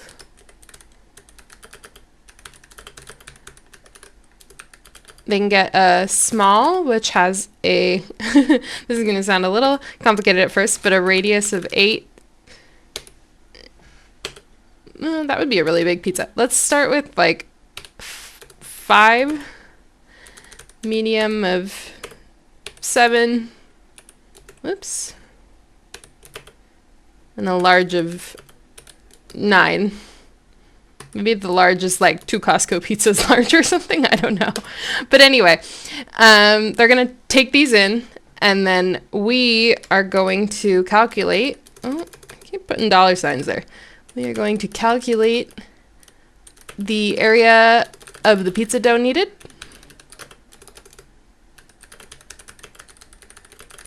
And the number of toppings.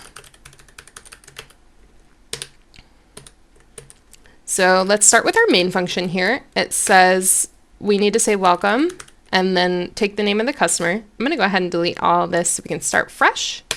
Boop. But we definitely need to run main, so I'm going to leave main in there. Oh.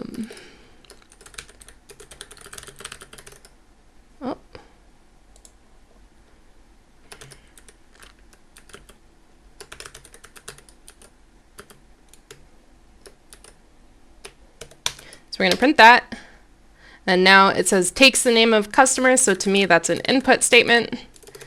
Let's do name equals input. And I want to program this live because I know it can seem a little bit tedious or like it takes a while, but in reality it's good to practice programming it in real time and just see how it can potentially create difficulties and some of the real world problems that pop up even if you've been programming in Python for a long time.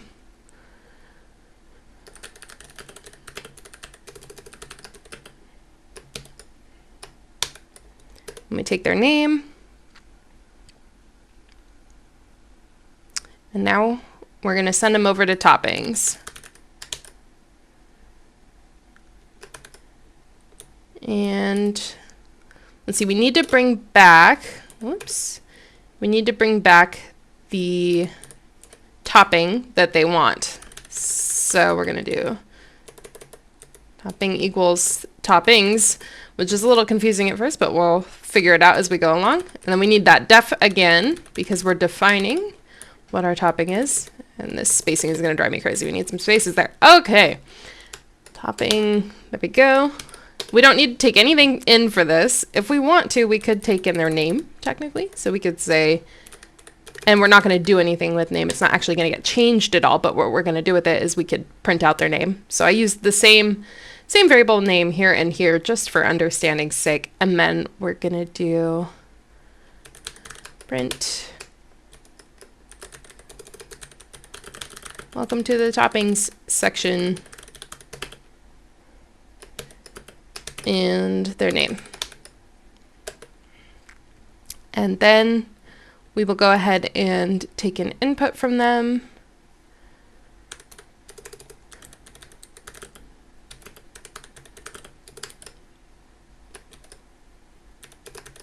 Please enter the number of the topping of your choice. Oh, but first we actually need to print the list of toppings. So let's go ahead and do that here. You can choose what you want to have as options for your pizza. Personally, I love some cheese, so I'm going to do 1 cheese.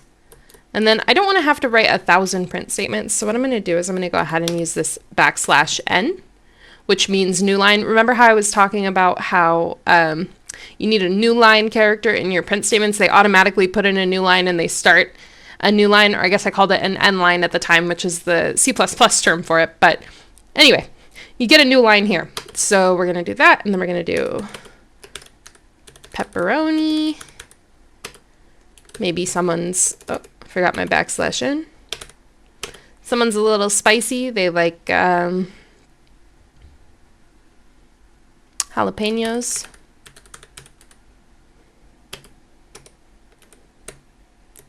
This is 3.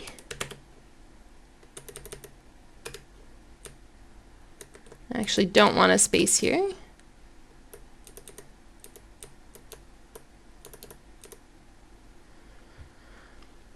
Yeah, let's just give them 3 toppings for now that they can choose from.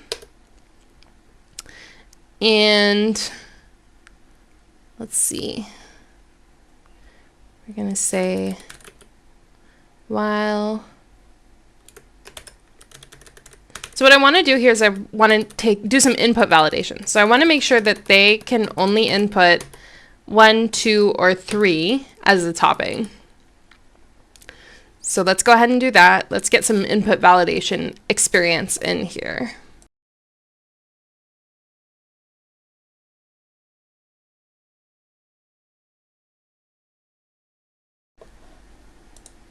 So our input validation is going to be while topping not equal to, and then 1, and topping not equal to 2.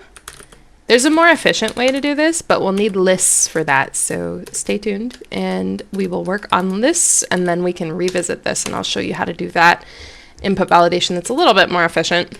But what this is saying is, as long as topping is not equal to 1 or 2 or 3, even though it says an and, we need to make sure that all of these conditions are true, right? It can't be equal to any of these because any of these would be a valid choice. So as long as the input is invalid, we're going to say, oh, I'm going to put this guy on the outside, because we need to make sure that when we check our variable, it exists as something already. And then we're going to say topping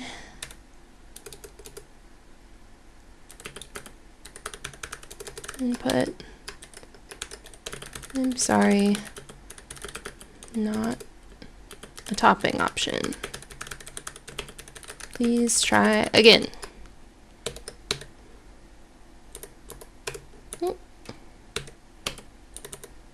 Or I'll do some dots here, or a semicolon, so that they know that's not a semicolon, that's a colon. But that way they know that I'm asking them for another one. Actually, we're going to convert this into an integer, though, because we want to make sure that we have it as an integer so that when we do our check here, we can test it against an integer. And then we're going to take an integer here. Boop. And, oops. There we go. Then when we come out of this, we will have an option, or a topping option. So we're going to return topping.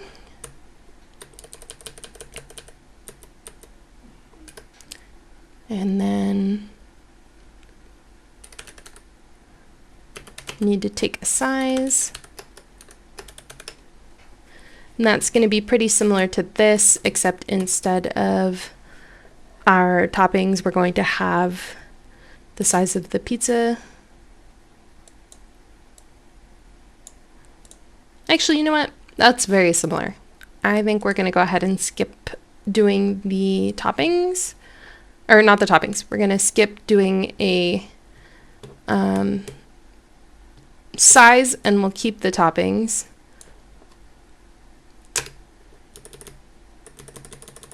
And we'll have one size for simplicity's sake. We'll have one size. So let's say they can only get a large because they have a family. So large equals 8. And that doesn't seem like it means a lot just yet, but I want to use that for a calculation. So we've taken in our name, we've taken in our topping, and then we're going to choose a size, or not a size. We are going to calculate the amount of dough needed. So let me delete this guy, and then we'll go ahead and call dough needed. There we go.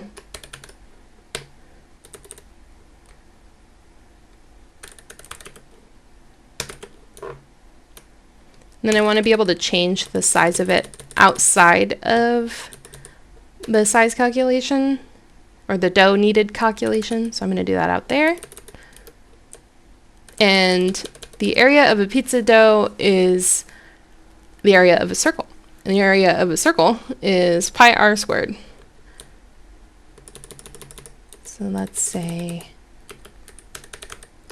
dough needed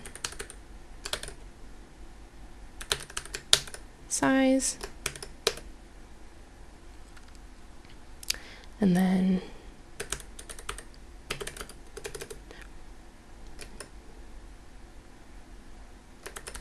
let's do dough needed here for simplicity's sake. And we're going to say, remember, we don't want to have any magic numbers. So if it's pi r squared, we're going to do pi equals 3.14 and dough needed equals pi times size. Whoops, times size again. But you know, this is kind of a oversimplification of pi, don't you think? I think so. So what I want to do is I want to pull pi from somewhere because I don't want to type the whole thing out. I want to just include it in my function. So to do that, I'm going to use something called an import. I'm going to import math.pi. What is an import exactly? An import is a set of code, a script, say, that you have saved elsewhere that you want to use in your function. And remember how I was saying that the library for Python is really powerful? This is why. It's because you can use something called a module, and math.pi is a module. So I thought about it, and I think that calculating the size of pizza that they want and having them choose it might be a little bit redundant. It's probably pretty similar to topping. So what we're going to go ahead and do is we're actually going to calculate the amount of dough they need based on the size of pizza that they choose. So we'll say, In this case, I think we're just going to give them the option to enter the radius of the size of pizza that they'd like, which is probably a little bit more complicated than most people would go. But let's say on our menu, we've given them a list of options, right? So let's do size equals input. Oops. Nope, need quotation marks there.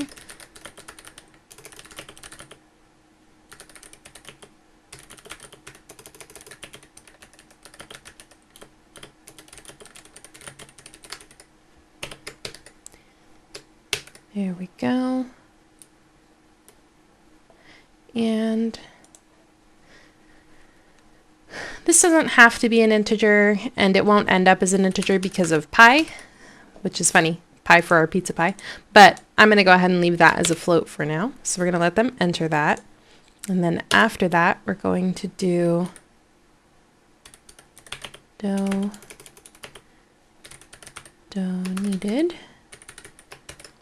And we're going to put size in there. And for this one, we can go ahead and do the same input validation if you would like. But for now, let's go ahead and assume that our input is valid. Normally you don't want to do that, but I have a plan for how we can test that later when we revisit this to revisit our input validation for toppings.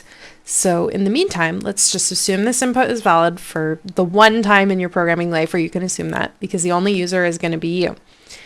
Anyway, let's make this function here.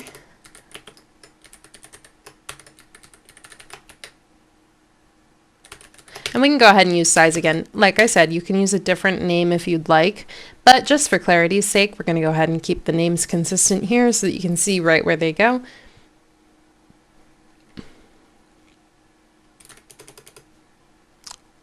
And then we're going to find the area of the doughNeeded, and I don't want to make you do too much math, so I'll give you the formula here. Area is pi r squared. And we got the radius. Radius is r in this case. So area equals, we don't want a magic number, right? So let's go ahead and make a simplified pi here. Pi equals 3.14. And then now we can say pi times size because it's squared. And then we return area. And then we can make all of this a cohesive function and bring it all together at the end by saying, let's see, let's put it all together here.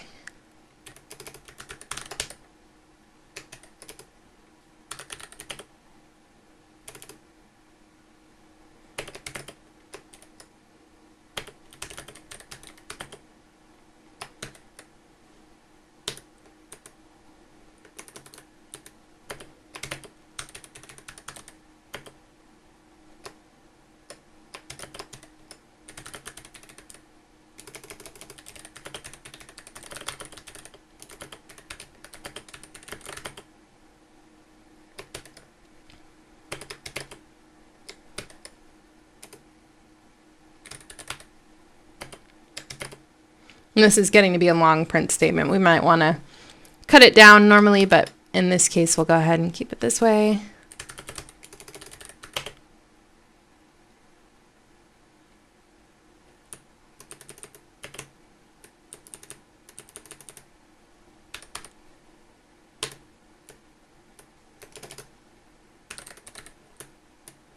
I'm going to do the capital I here. And the period, just to be clear that we're talking about inches. Okay. Woo. So we're going to bring it all together by, we got the name from the input here. This is just a basic input, but that is still a function. We're calling a function named input that is native to Python. And then here we're saying the size will be the float of this input. And then here's where things start getting, oh, float is another function, but we know that. And then this is where it starts getting crazy. So we're going to say, what topping do we want? Call toppings and find out. And then we're going to say, what dough do we want? Go ahead and call dough, or how big is the dough going to be? Go ahead and call doughNeeded and find out there. So things running on the first try is pretty rare, but let's go ahead and run it and see if it wants to work. Nothing's crashed and burned yet, so let's give it a shot.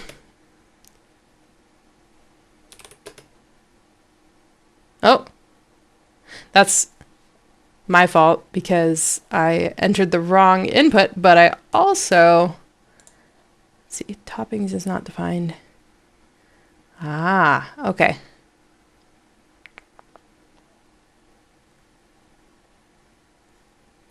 So it's because I didn't set topping to anything else before I did this. So we can say topping. Oh, I see what the issue is. Just kidding. So it's actually right here. My function call was different from the actual function itself, and Python did not know how to handle that.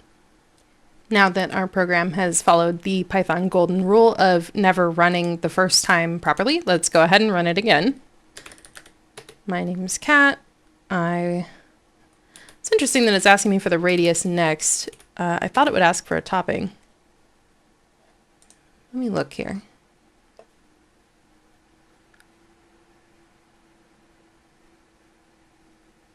Oh, okay. So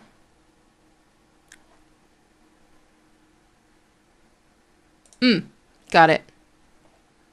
So it wants me to add in a name here, which is true because I did promise it a name. The function definition is a promise, and well, the call is technically a promise. The definition is you saying this is what it will take in. So when the function goes to take something in, it needs to know what it's going to be taking in. Let's go ahead and run this again.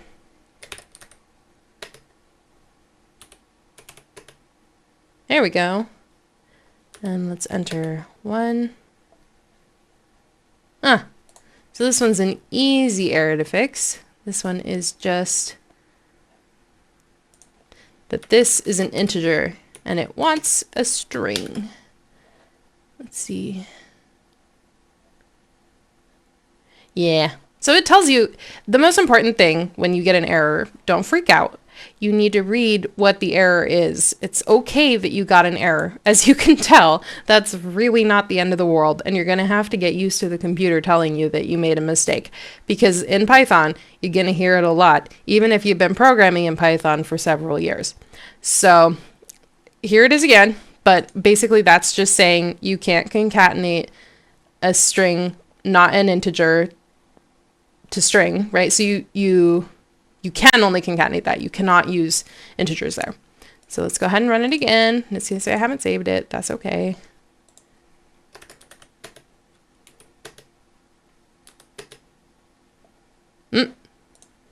Same problem, which is that dough here is not a string. It is a float. Just exactly the same as the integer issue.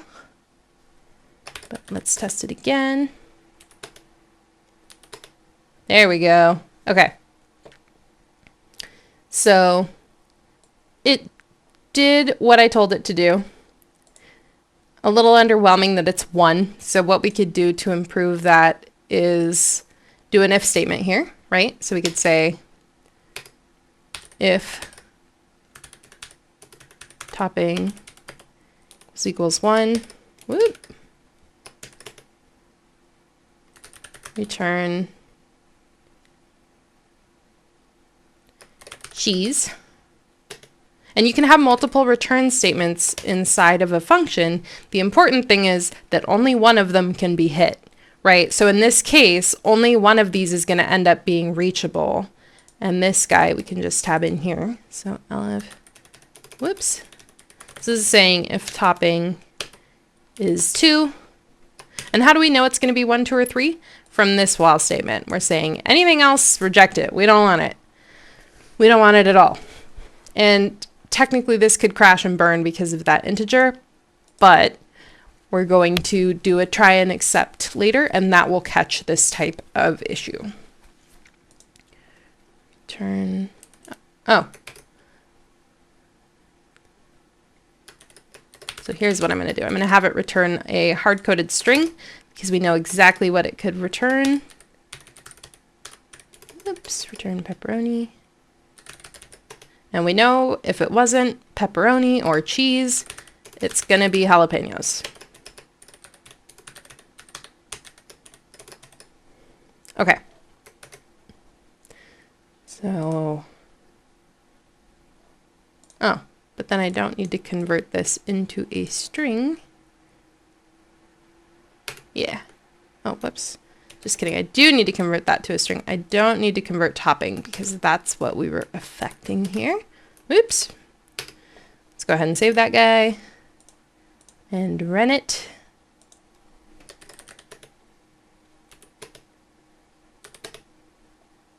There we go. And then if we really want to be picky, we could add in an extra space right here because we're missing a space. And so now our output will look pretty. And we could also add one here. Thought it would be good if they were right next to each other, but that is okay. And we'll run it one more time, and then it'll run exactly how we want it to. Let's do 2. So it says, I chose pepperoni for my topping, and my pizza will be 78.5 square inches large, which is quite big. But yeah, there's your first little pizza program. We're definitely going to expand on this, but if you didn't get it right on the first try, don't freak out, because I didn't get it right on the first try either, as you can see, and Python can be a little bit fussy sometimes. So just be prepared for that, and don't be offended if Python tells you you did something wrong. Just read the error message and see what Python says you did wrong. Okay, last thing we're going to do with this pizza parlor program, I promise. But in my opinion, my 3.14 just isn't good enough. I think that we could go much longer with pi. We could be much more precise, but I don't want to type all that in. So what I'm going to do is I'm going to do something called an import. I'm going to import a module. Here we go, import math.py. Now, what is a .py file? A .py file is a module. So if I wanted to be able to run toppings elsewhere, I could make this, see how it's already if statement.py? I could import if statement.py into another file by writing if statement or import if statement.py here. Now it won't be able to run on itself because you can't call it itself, but from there you can reference functions that are within that module. And I was talking about this earlier with libraries and how libraries are, the extensive libraries on Python are so useful. That's because anyone can write anything for Python. And so we can all generate these super cool modules so that each person really only has to write code once, right? And in the future, you can look up, is there some kind of program that does what I want to do already for me? And chances are the answer is going to be yes, because people write in Python a lot. So let's go ahead and use pi here. And I believe it might be able to reference pi on its own. Oh, sorry. So I'm ready to use pi now, and I want to import it. But Python isn't going to just magically know, once I take this out, that I want to be referencing the pi inside the math module. So what I'm going to do is I'm going to write out math dot, and then I'm going to wait a second. And I want us to take a quick look at the functions that the math module is offering us. We've got cosine, sine, tangent, degrees. There's lots of useful stuff in here. E, which is a constant, all sorts of things. Is infinite, is not a number, is square root. Anyway, we'll come back to those, but pi is in there. And now it says math.pypy, which we don't need. but we're going to take pi out. And then one more thing, I lied a little bit. We don't need .py for this one because this module is native to Python. So Python knows intrinsically that this file exists because it's part of the core packages you already downloaded, which is great because you don't need to do anything to use this. So you can just go ahead and delete that .py. You don't have to download it from anywhere, and you can just go ahead and run it. So let's save this guy and run it and see what we get, bearing in mind what we found last time.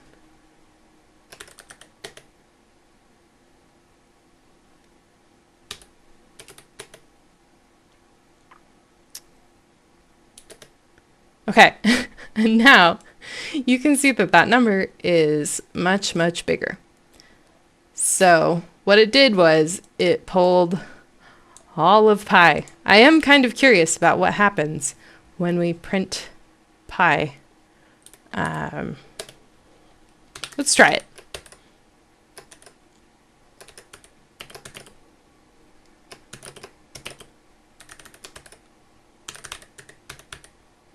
Actually, I don't think it's going to work because I think pi is a function. Dang it. That would have been cool. But anyway, you can see the difference. Bearing in mind the way that functions influence our code and how we can make things modular and then continue to use them in other environments, I'd like to take a moment to think about how we should go about planning our functions and our programs overall. So in Python, there's something called a hierarchy or a hierarchy chart. And it's the concept that things will get more complex. Like they get more complex as they go up, and then as they go down, you get more and more into the base layer. So let's go ahead and make our hierarchy chart for our pizza program. And then I want you to think about doing this before you write your program for larger, more complex programs. For this one, we could kind of just feel it out because it was very basic, but the more complex that your programs get, the more important this will be. Really, not just the idea of a hierarchy chart, but the idea of thinking through the work that you're going to be doing and what you need to ask of your functions. So let's start with a box here, or yeah, we can do a box. And I want an outline. There we go. So here we've got our module. Because we don't have a package for this, it's not complex enough to need a package. But we talked about this at the beginning of our function, and it's named if statement dot py. And then we're going to move down. If we were to have classes, which you'll learn about later, they would go in here in down from this. So we're going to come down from here, but we don't have any. So instead, we're going to branch out in two different directions. Here's one and here's the other. It's a little scuffed, but the point is that you get your ideas across. So we'll keep working with it this way, and it breaks technically into three because we've got the function that runs everything, which is where we go straight down to here. So that's main. And to denote that this is a function, I'm going to go ahead and give it the iconic parentheses. One thing to think about is you could structure this one of two ways. So you could either structure it this way and say if statement.py includes all of these functions, or you could say main breaks off here. I'll just go ahead and structure it like this so that it could be either, whichever one you prefer. And we'll put our box here. And then in our case, we ended up having a very specific structure, right? First you go to main, and then you go to toppings, and then you go to doughNeeded. But we didn't actually have to have it quite that structured. So I think what we'll do is we'll go ahead and list them as being equal to one another, because you could have visited either at either point. You had to go to main first. That's true, because it needed to run everything else. But past that, it didn't really matter where you went. So let's go ahead and say Toppings here, just because we ran it first. And then where's my boxes? There they are. One here. Oh, that's gonna bug me. Okay, there we go. And then drag this out here. And then finally a doughNeeded. Whoops.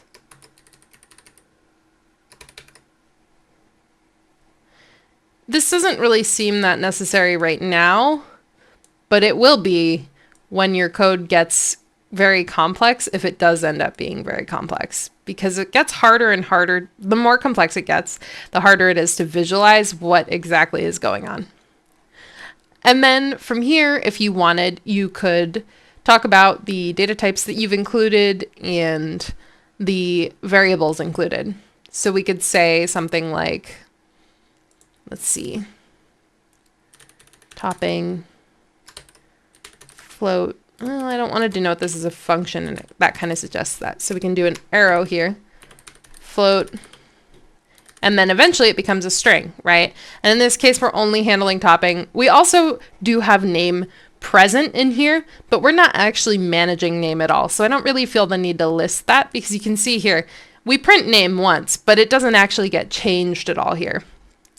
And then in doughNeeded, that more complex pi from the math module. So we're going to want to go ahead and say math.pi. And then we have size, which is a float. I'll do my arrow here.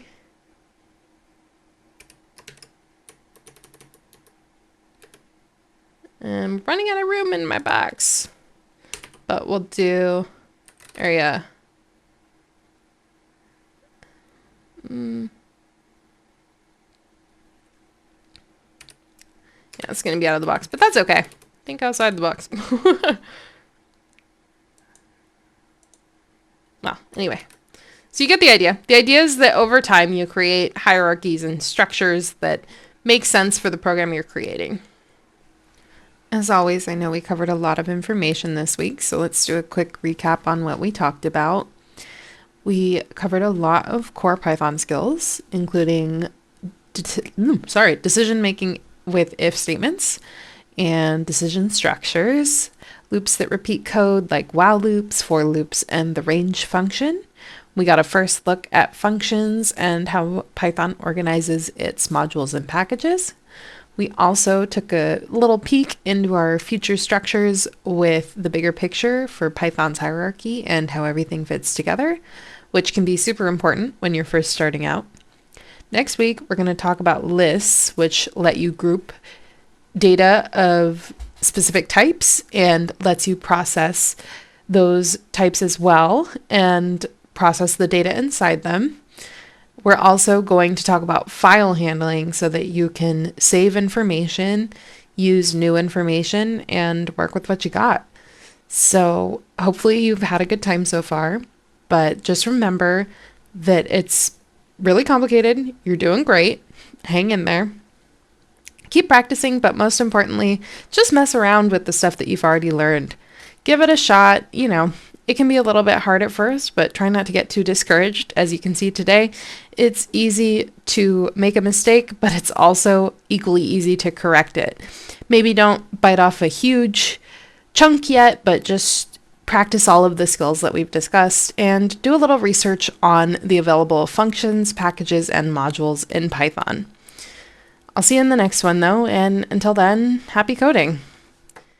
Hi, my name is Kat Webb, and this is the third video in our video series on Python, and today I'm going to get to talk about one of my favorite subjects, which is lists. We're also probably going to get into file handling a little bit and more string manipulation, because the more you understand about lists and the way they work, the more you're able to manipulate strings, not because they're the same things, but because the behavior of the two of them is very similar. So we're going to talk a little more about that, and we might even do some testing today. So let's go ahead and dive right in. I don't want to spend too much time on the intro because I want to get to talking about my lists here. So far in our series, we've only been able to work with one value at a time. For example, we might have var equals 1, right? Or one string at a time. But what if I wanted to have 4 or 5 different items grouped together in a way that the computer can process them? For this, we're going to use something called a list. Now, in this case, lists are one of 4 native Python data types, which means they're one of the 4 types that come with Python that will allow us to store information. The other 3 are tuples, sets, and dictionaries. I'm not really going to get into sets because I think they're simple enough once you understand lists and tuples that you could probably do them on your own. But we are going to talk about tuples and dictionaries in addition to lists because they're super useful. Anyway, a few things about lists. Items are ordered, which means that the items have a defined order that won't change if you are using a function. Well, sorry, unless you're using a function or sorting them explicitly in some way. So this means that if I were to add something on to the end of this list using a function, it would just get tacked on at the end and it wouldn't get inserted where Python thought it should get inserted unless I told it a specific location that it should be added to. Another thing is lists are mutable, and mutable is a fancy word for I can change the list. So something like a tuple is going to be different from this because it can't be changed. Once you have your tuple declared and all the values added, you can't just add new values to that tuple. They're useful because they get processed a lot faster, but we'll get into that later. Lists are different from a string in that you can't change a string. And I know you're probably saying, well, Kat, you can concatenate strings together and that's a change, but that's not really a change. That is creating a new string.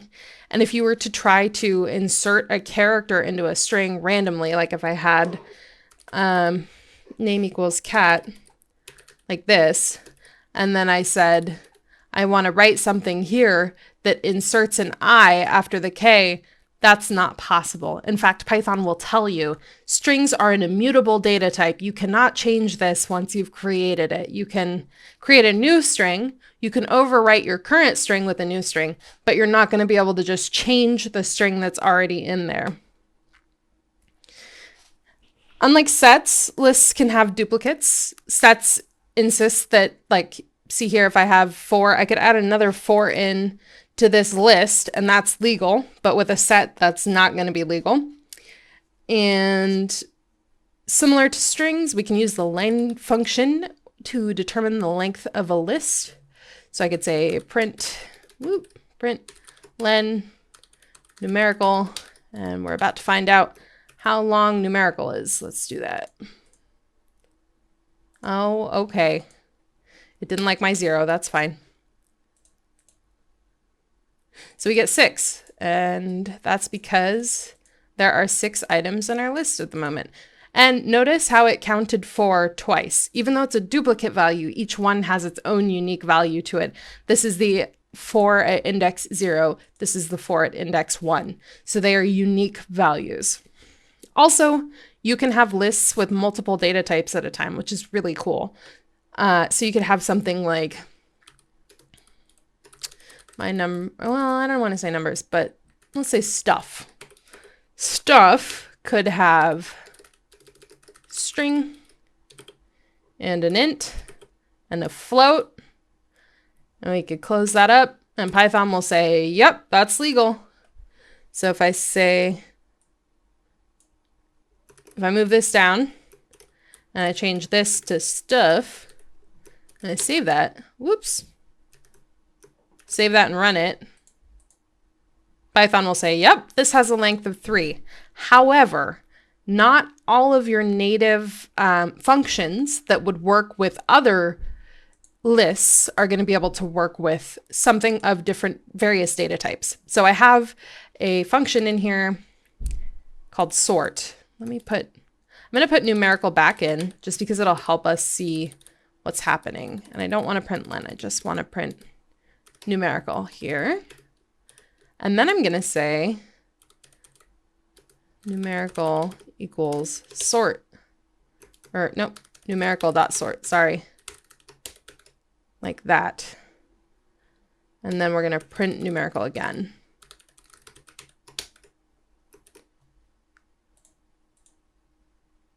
Oh, didn't like that.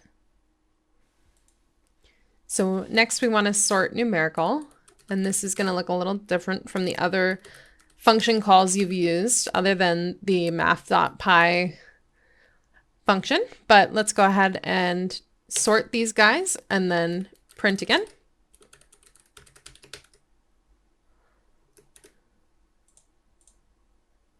So there we go. And you can see this is really something very handy about Python, which is since these are all of a numerical data type, they go ahead and go, here it was 4, 4, 3, 15, 5, 1. So they're not in numerical order, but here they are.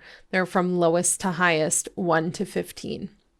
Let's go ahead and try that with our my list. So that string list, my list, and then need to change this, right? Make sure that that gets sorted and then print it again. And what do you think? Do you think that Python can sort a list of strings? How do you think it would go about that? Let's go ahead and run it and see. And you can see it was this is a list, and now a is list this. And if you think about it, the first character in the first one is a. The first character in index 1 is I, which is further down than A, but higher up than L, right? So next we move on to L, and then we move on to T. So it sorts it by alphabetical order. And now let's try it with stuff. How do you think it will go about sorting multiple types?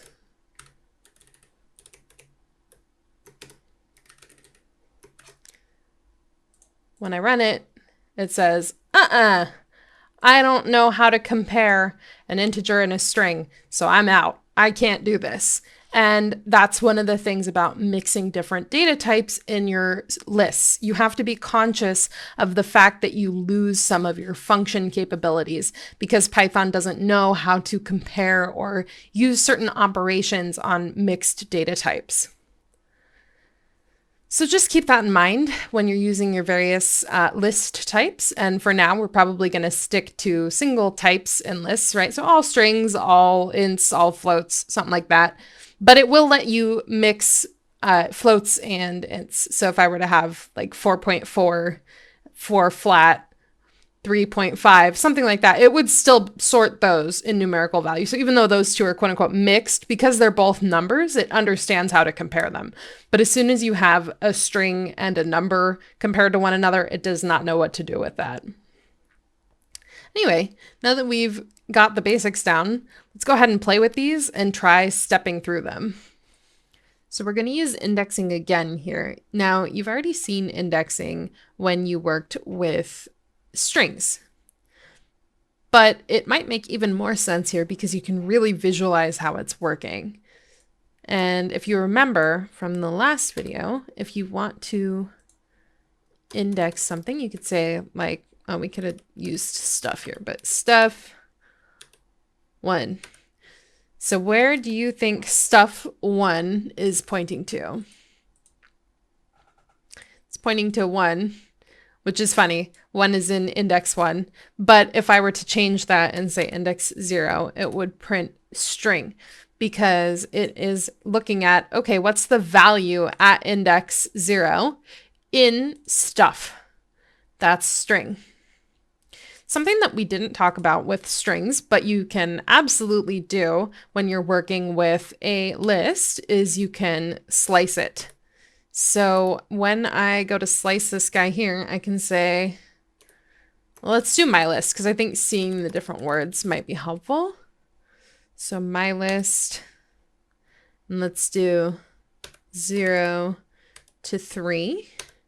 And what do you think that this is going to print out? So you can see it gives us this is A, which is interesting because you would think this is index 0, this is index 1, 2, and 3. So why wasn't list included? And it's because our start value is inclusive, which means that it's included as part of the information added to the print statement. However, the stop value is exclusive, meaning it's not included as part of the values listed in our string, or our list, excuse me. So it's a little bit complex to think about at the beginning, and strings are the same way. In a lot of ways, strings behave very similarly to lists and tuples, but they're not the same thing. They are actually their own category in Python. Another thing to think about is stepping through a list. So remember how we did for I in name, like that? We can do the same thing here. For I in my list, print I. And we did exactly the same thing with strings. If you need to go back and rewatch that video, go ahead. But it'll behave the same way. So this is a list one by one, printing each item. Because it's saying step through my list, and for each item in my list, go ahead and print whatever that item is.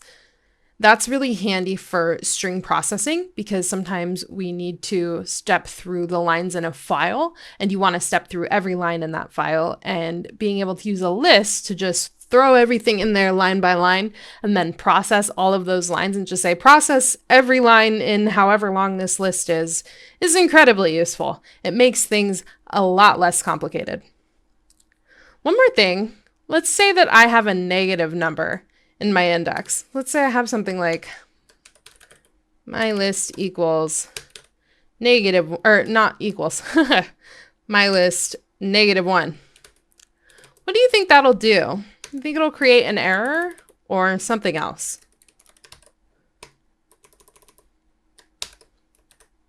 Now, if you said it would create an error, I understand that, but what it actually does is it starts stepping backwards. So I could say -1, and then it will say, oh, what's the negative first item in this list? Start here and step back, and we get list. And if I wanted to say -3, same concept, right? We get is 1, 2, 3. Let's go ahead and talk about the different ways that you can change your lists. So to start with, I'm going to clear up our code a little bit just to make it easier to read.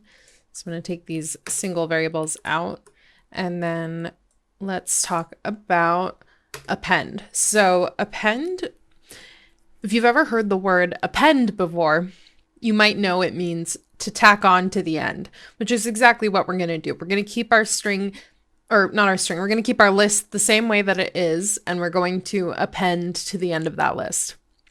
And I said string because I'm pretty sure you can append a string as well. But again, that's just creating a new string. That's not inserting, which is something that we're going to be able to do with lists. So let's start off with append here. I'm going to say my list dot append, and let's say extra word, because we're getting an extra element in the list here. And then let's print my list at -1, because remember, that's going to be the last element in the list. There we go. There's our extra word. And if I print our whole list now, it has actually permanently impacted our list. So I can take this bad boy out, and then when I run it,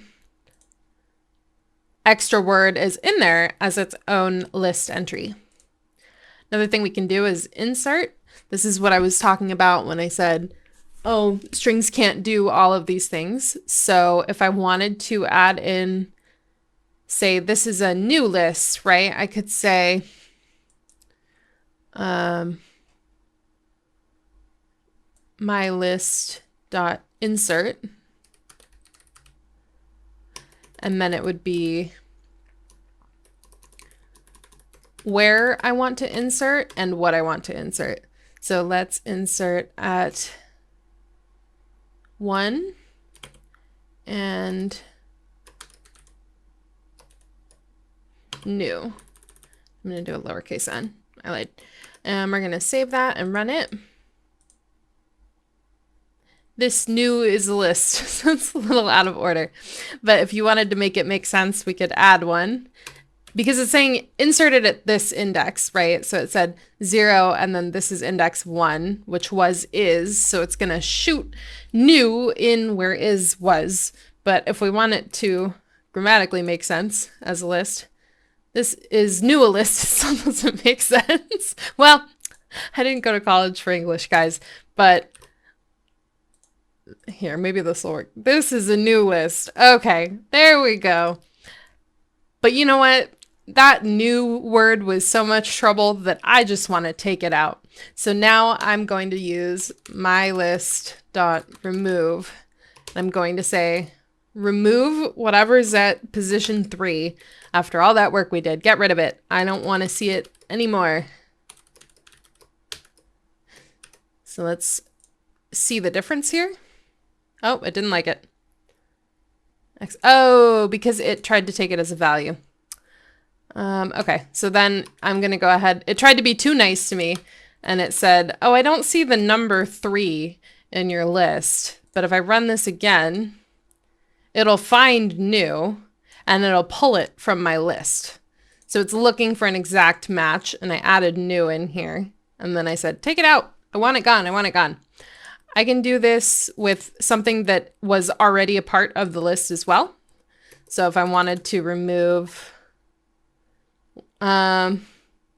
this, then I could do that. And we can see is a new list. So it kept new in there and it removed this. Another, well, we already talked about length. It'll find the length, which we need for processing and stepping through lists properly. We talked about sort. One more thing that's kind of fun, and I've only used this probably once or twice, but it's just nice to have the option, is the reverse function. So if I wanted to suddenly have all my words backwards, I could say mylist dot reverse. And now, yep, list new is this. So it reversed the order of my list here. Similar to remove, we can use pop, which comes from the push and pop attributes of a stack. A stack is a data type, basically a form of data storage. Think of it as like a stack of plates. So you add things to the top and you have to take things away from the top down. But anyway, that's a lesson for another day. In the meantime, let's practice using pop. And pop is what I was thinking we were using for remove. So we can do mylist.pop and then 3. And that will remove what's at index 3. It'll pop it off of the list. So now this is a list. We had new and then we took it away. Another thing we can do is we can add 2 lists together. So we've got, for example, mylist and numerical. So we could do mylist.extend. And then in the parentheses, we add the other list that we want to extend it with. So let's add numerical to it. And now you can see these two got mashed together, and it wouldn't be able to sort these, right? Because it's strings and ints. But now my list has been, it's saying take my list and extend it by adding all of the items in numerical to this list. You also can add things to the list by stepping through and appending them, which might be good if you don't want to add everything to the list. So let's say I wanted to add only items that have an I in them to numerical, I could do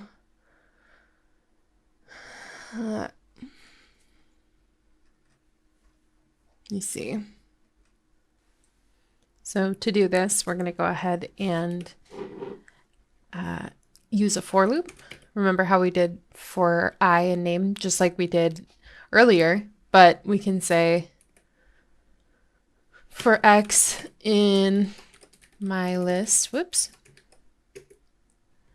And then we can say stuff dot append X, and then we can print stuff. Let's see what we did here. There we go. And it added everything together because we had already extended my list with numerical. So now it's all the lists together.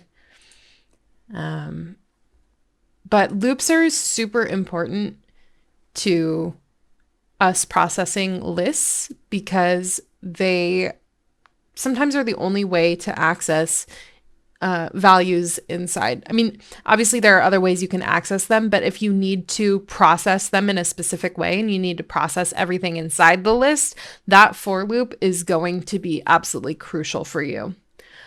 Another thing to think about with lists, and it's going to get a little more confusing now, but it's nested lists. So we can make a matrix, like, I'm going to go ahead and clear this out because it's getting a little lengthy. So let's get rid of this guy. Then we're going to say matrix equals, and let's start with our bracket for our conventional list, right? And then we're going to do another bracket because we're saying at position 0, here's a bracket, or here's a list. So 1, 2, 3, close that list. And then we're going to open another list. And then, whoops, not W, 4, 5, and 6. Close that, and then close the whole thing. Let's just do 2 for now.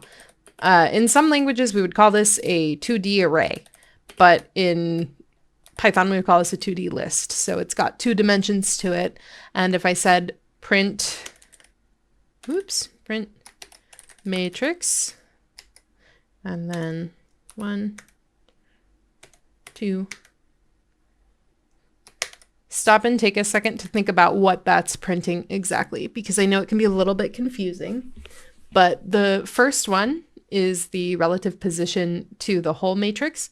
So it's going to look at index 1, which is here, and then it's going to look at index 2 inside of this. So 0, 1, 2. So it should be printing 6. Let's see what it says.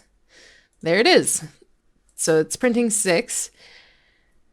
2D matrices or 2D lists are a little bit confusing, and I would suggest playing with them for a bit before you start using them in file handling, but they do get used in file handling a lot because oftentimes you end up splitting lists. So each item you have is a line from a file, and then you break it down, and each one is a word from inside the file as well, so that you can process each component of the file internally. And that's how you end up with a matrix. So you will need probably to know how to use this if you're going to be doing a lot of file handling, but for right now, just try to get adjusted to the idea. We might talk about it a little more when we actually do file handling. So now that we're through that slightly confusing 2D matrix topic, let's go ahead and talk about tuples for a minute. Tuples, like I said before, are similar to lists and have similar functions to them, except that they're immutable, meaning that you cannot change the values. So why would you want to use a tuple instead of a list? Well, first of all, if you intentionally don't want your data type to change, so if you have something like a coordinate or an RGB value, something that always needs to stay the same no matter what you're doing to it, then I would say a tuple is certainly the best option. But also, if you want your program to run faster when it's processing a large amount of information, because tuples process much faster than lists do. In order to create a tuple, it's very similar to our lists. So let me go ahead and come in here and then tuples equals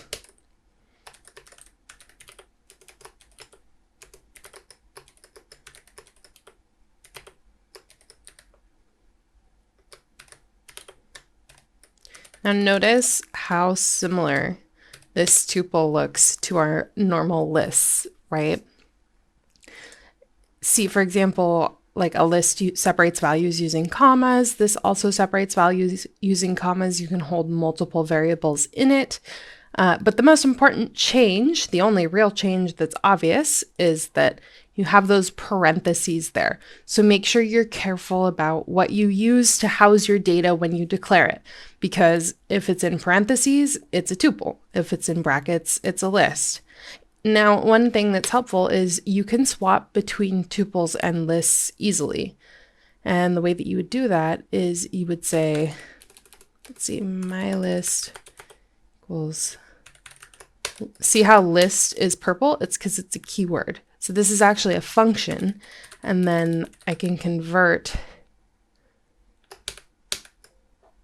oh, it didn't like that. Oh, because it's too many parentheses. Okay, so this will convert tuples into a list. And it doesn't show anything because it didn't do anything out loud, quote unquote. But at that point, we can use append, we can use remove, we can change the list. And then once we're done, so like I could say my list here, my list dot append extra word, and then I can go ahead and say now tuples never changed, so tuples will still have the same value in it, but I could do new tuple, or I could overwrite tuples if I wanted to. New tuple equals tuple dot, oh no, not dot, sorry, we do the parentheses, and then my list. And then I'm going to go ahead and print new tuple here. And I will print my list here just for some clarity. Let's go ahead and run that guy. And look at this. You can see we added extra word here and it maintains it here. But if you look at the way that it printed it, the first one has brackets, the second one has parentheses because the first one is a list, the second one is a tuple. And that little distinction is going to become very important because it's the difference between being able to edit your list or not being able to edit your list, and also the difference between your data processing very quickly and processing much more slowly. Because if we know that we can't change data, we can process it a lot faster than if it could change at any point. Just the way that the list is set up behind the scenes in Python makes it so that that processing is a lot slower. All right, so now that we've covered tuples, let's go ahead and do a real quick coding exercise, and then we'll cover another topic and work on that. So let's do a student gradebook. So I want to give you a list of students. Ooh, not students. Students, there we go. A lot of programming is spelling, which is a blessing and a curse at times. And you don't have to use the same names. You can use people that make sense for you. Oop, that needs quotation marks. Okay, so I've given you a list of students, and then I'm going to give you another empty list of grades. And what I want you to do is write a program that asks a user for a grade input and adds it to the grades list. If you want to go for, well, the less challenging one is print the list of students and grades. And the more challenging one is find find the average of all grades in the grade book. Now in this case, we're assuming that students has a length of 3 because that's what I gave you. But I want you to try and not assume that. I want you to try to use variables for when you create your average. So let's go ahead and get into this. When you process a string and you're asking for input, whoops, I should have added a couple more words for grade input for each student. There we go. Now we're cooking with gas. So we're going to process this the same way that we process a regular list in a for loop for student in students, right? Because we're looking at one student in the whole list of students. Naming helps here. We're going to take in a grade.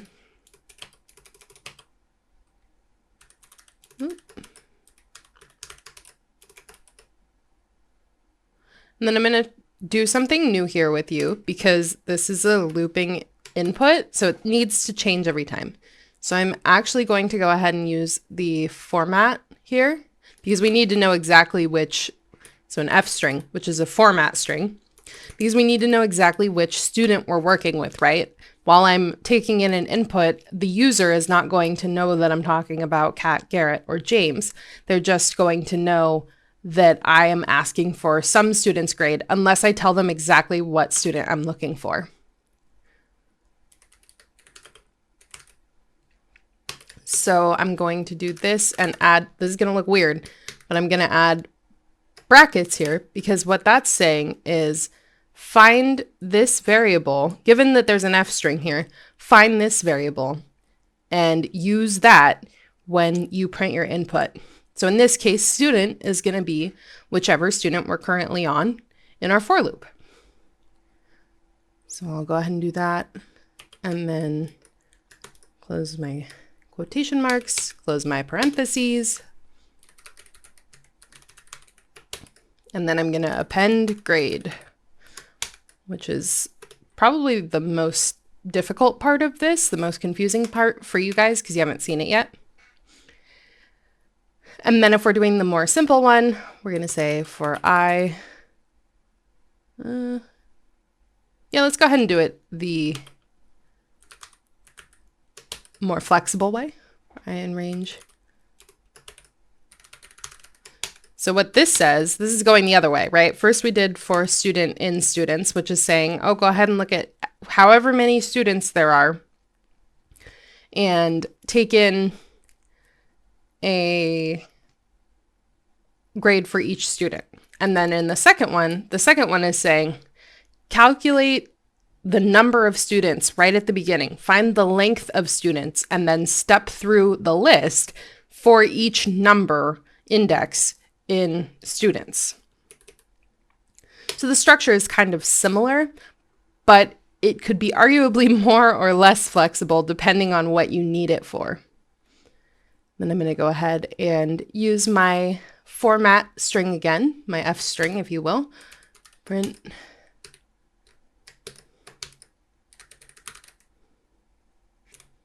Right. And what this is saying is reference students at position I and reference grades at position I, because we can't just reference student anymore, right? It's more complex than that. We need to know both the student and the grade for each position in the array.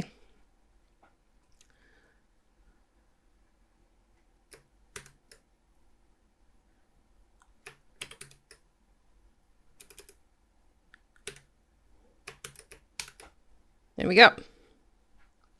And then if you're looking for the average, you can do either of those two things, but since you really only need to know grades, we're going to say for grade in grades,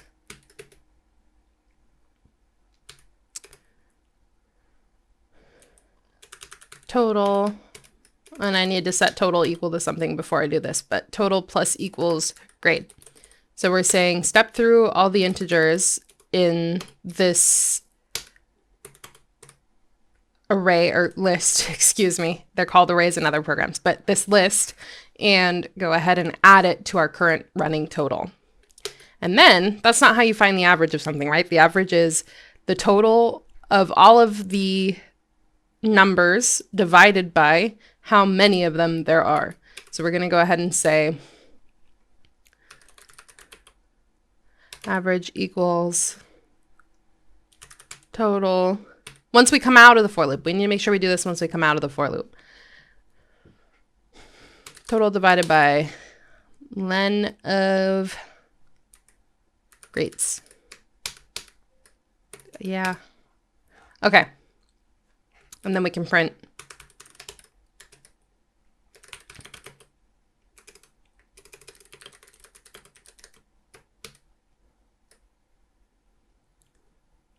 I'm going to go ahead and use an Fstring again here just so that we don't have to convert.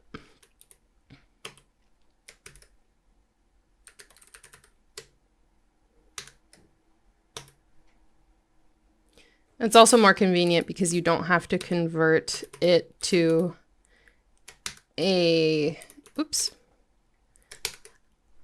string here. You don't have to concatenate the same way, right? You can just go ahead and do it. So we're going to go ahead and test this out real quick. I've got it pulled up here. So let's give me, I don't know, hi B. And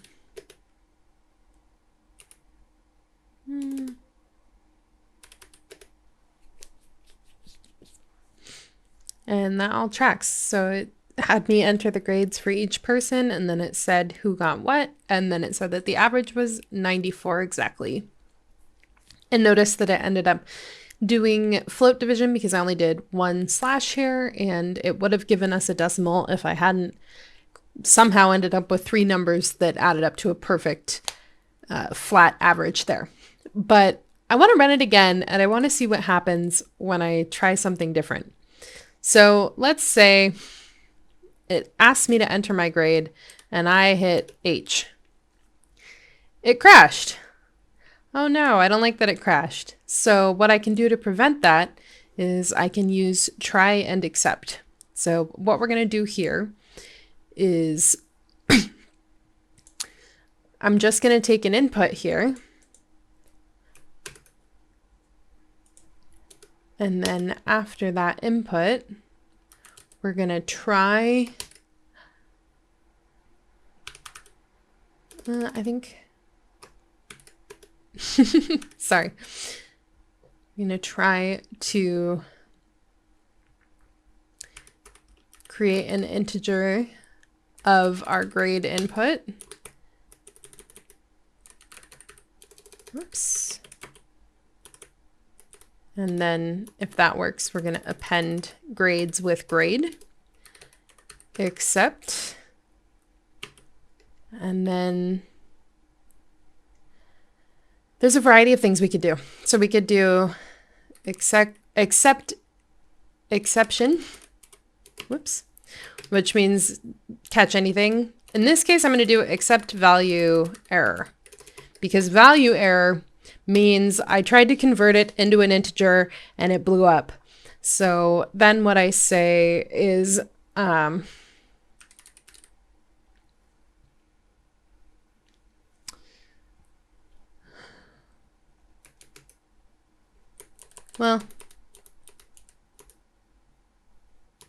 yeah.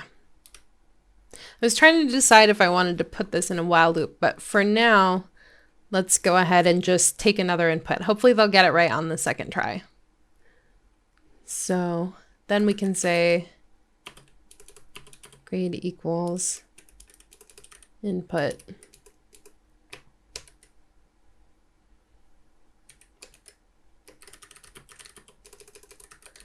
enter grade for student. First input invalid. I'm going to close this and save it, and let's try that and see what it does. Let's say H. And then I'll say 68. And then G. Didn't like that. 99. 103. Oh. Oh, I see what it did. Okay. So when it does this,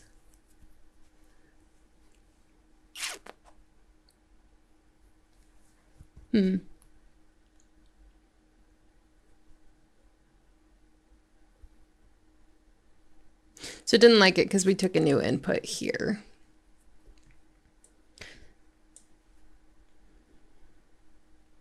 And when it says list index out of range, it means that it got pushed. So it tried to reference it and it only wrote 103 into the grades book, if you will, and it wrote it for me. And then I had wanted it to write 68 for me, but it actually ended up, oh, I'm a silly goose. Okay, it skipped it because I didn't set it in here. I didn't actually append anything. Whoopsie. So, like I said, sometimes things don't go right, even when we have the right idea. So let's go ahead and try it again. Now with an improved system.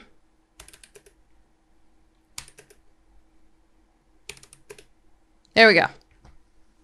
So now it did it right because it actually took the input in the accept. So this says attempt to do this, and if this fails because of a value error, go ahead and execute the 3 lines below it instead of this try. Don't crash and burn like we did up here. Just give it another try and see what happens. You also can put this try and accept into a while loop. So you can say while the try fails, just keep doing the accept. But for now, just try to understand what's going on here. And this was our little sample for lists. So there's something similar here that is able to hold multiple values, but it's different in the way that it stores values, which I want to talk to you about dictionaries for a minute. So I'm going to go ahead and get rid of this. It's similar to a real life dictionary, right? When you think about a dictionary, what do you have? You have a word and then a definition of a word. So you have a key, if you will, and then a value. And in a dictionary in Python, it's exactly the same. So let's say I wanted to have grades as a dictionary. I could do grades equals, and then you use brackets just like this, and you have values. So you would say, oh, but I want it to be a string. Woo. Here's my string, and then it's separated by a colon, and then we can do our grade. And that's one entry. So this whole thing is an entry in and of itself. That's useful because of the way that we store and use information in Python.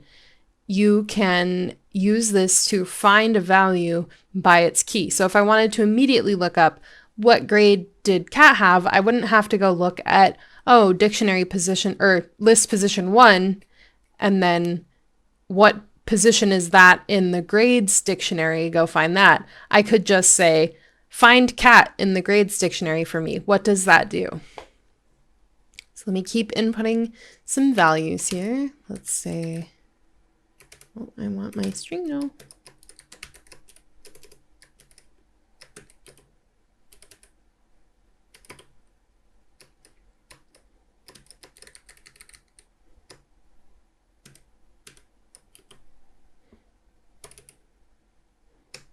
Okay, so I've created a gradebook here, and we can reference it a few different ways, and it just depends on what you're trying to do with your data. So let's say I want to print the whole dictionary.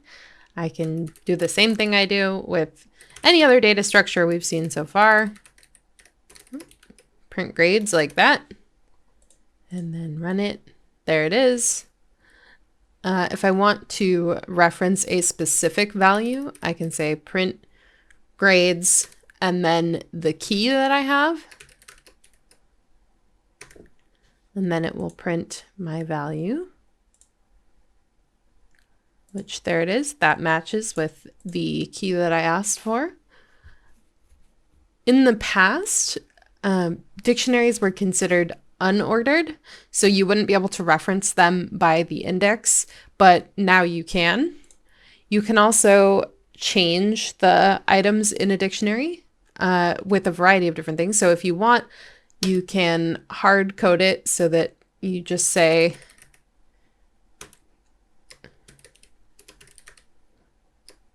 and make sure, be careful with your strings, because if that was a lowercase k, if I'd left it that way, it wouldn't actually change the existing cat entry. It would do something else. But I can update my grade that way, or I can use the update function with grades.update.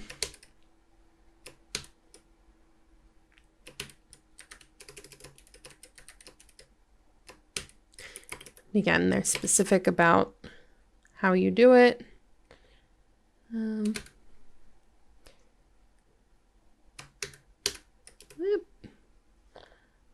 then let's go ahead and print grades cat a few times.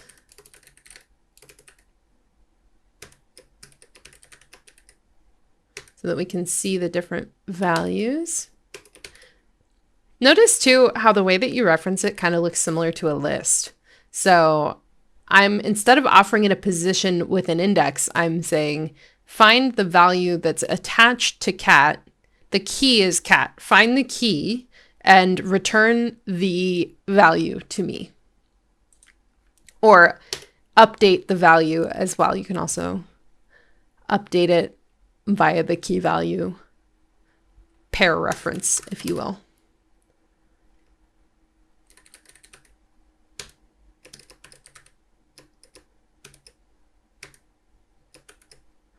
Okay, so let's see how this impacts our data. So you can see it's changing as it is changed here, like we'd expect it to. Let's try adding some items to our dictionary. So similar to the changing of a value here, we can go ahead and give it a new key and value pair. So I can just say grades Joe equals 87. And then if I print grades again,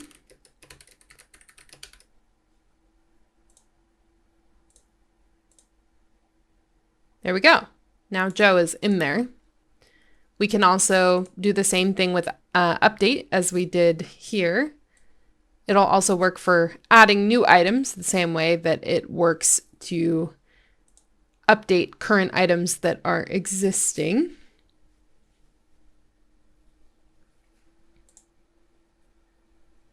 Let's say we wanted to remove an item.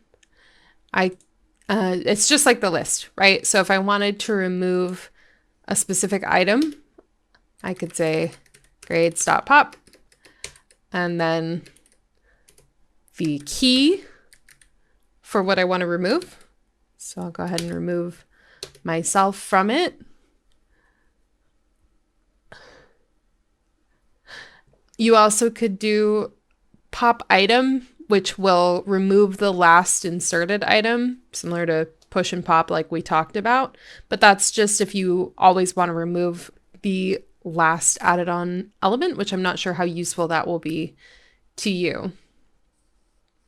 If you want to just delete the whole dictionary, you can use the keyword del and then grades. I haven't really had a use for that yet, but it's useful to know just in case you say, I'm done with this dictionary, I just want to delete the whole thing. That's it. One of the nice things about dictionaries is you can use for loops the same way that you use them with lists, the same way that you use them with strings. That's one really nice thing about Python, is that it's so consistent in the way that you use different types, and it just makes so much sense. So I can say for I in grades, print I, or maybe for grade in grades, but I is usually what you use to denote that you're stepping through. So we call that an iterative variable. When you step through and add one each time, it's iterating, or add a certain amount each time, I guess. So here you can see it's just printing the key because it's printing, that's what we told it to do. But if I said print I, if I do it this way, print grades I, now what that's saying is reference the key and print me the value. You could also use .values, which might be a little bit less confusing and a little bit more efficient. So you could do grades.values. Values is that method. There you go, it does the same thing. But if you wanted to print both the key and the value, then you would need a comma here, which we've never done before. So you would use two separate variables here. So we're going to use I and j, and then we're going to use .items instead of .values. So this is saying all the items, go ahead and print the first and second value that you come across for each item in this dictionary. And then there you go, you get the side by side of all of these. Also bear in mind that I removed myself after this, so that's why I'm not being listed as a value. Now that we've gone over these three, I know they're quite similar, so let's go ahead and do a quick summary. First, let's talk about lists. Lists are great when you want to store a bunch of items in order, meaning that the order won't change once you enter them. They are denoted with square brackets. Yes, I know my key values are here and they use square brackets, so I'm going to go ahead and take those away. But my list, for example, the whole thing is denoted with a bracket. You can change them. They're mutable, which is great when you need to quickly edit the information inside of one. They have single values at a time like this, but they can hold as many values as you want. They also can hold different data types. And some of your strongest candidates for methods with this, or functions that you can use, so to speak, are append, remove, insert, pop, and sort. Sort gets used all the time, but remember you can't use sort when you've got mixed data types like this. Tuples are really similar to lists, except that you can't change them. They're mutable, immutable, in case I didn't pronounce that strongly enough, but they are also processed a lot faster than a list. So if I say my tuple, the only difference, right, is that they use parentheses instead of brackets. You can add the same values to one of these, just like I did with my list, and it complained. There we go. It's great for when you want to store something that's fixed and doesn't need to change at all, or when you need to process a large amount of data, and you can convert a tuple freely from a tuple to a list, and same with a list, you can convert a list from a list to a tuple. So use whichever one is going to be most useful to you at the time that you're using it. So for example, if I needed to add a bunch of items to a list, and then all of a sudden I needed to step through every item in the list, but I didn't need to change anything while I was doing it, I would heavily consider converting it into a tuple to step through all of it and then converting it back into a list later when I wanted to edit. However, if I was stepping through every item in a list because I needed to change something at some point, I would not want to convert it to a tuple because once I get there, I need to change it. And how am I going to change it if it's a tuple? Dictionaries are a little different from lists and tuples because they store key value pairs and they use curly braces. A dictionary like this, and we have their equal sign and our brackets. And remember that we have a key.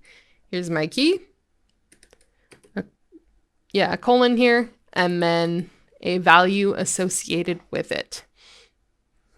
You also can have nested dictionaries, which is similar to nested lists with the matrix. And yes, you can have nested tuples as well. You can also have a tuple full of lists or a list full of tuples. So if you had like, this is 9 and you didn't want to change it at all, you could have that in here as one value in a tuple. Whoops, that's why that's complaining now. And then since that's closed, we add a comma, and then there's a new tuple.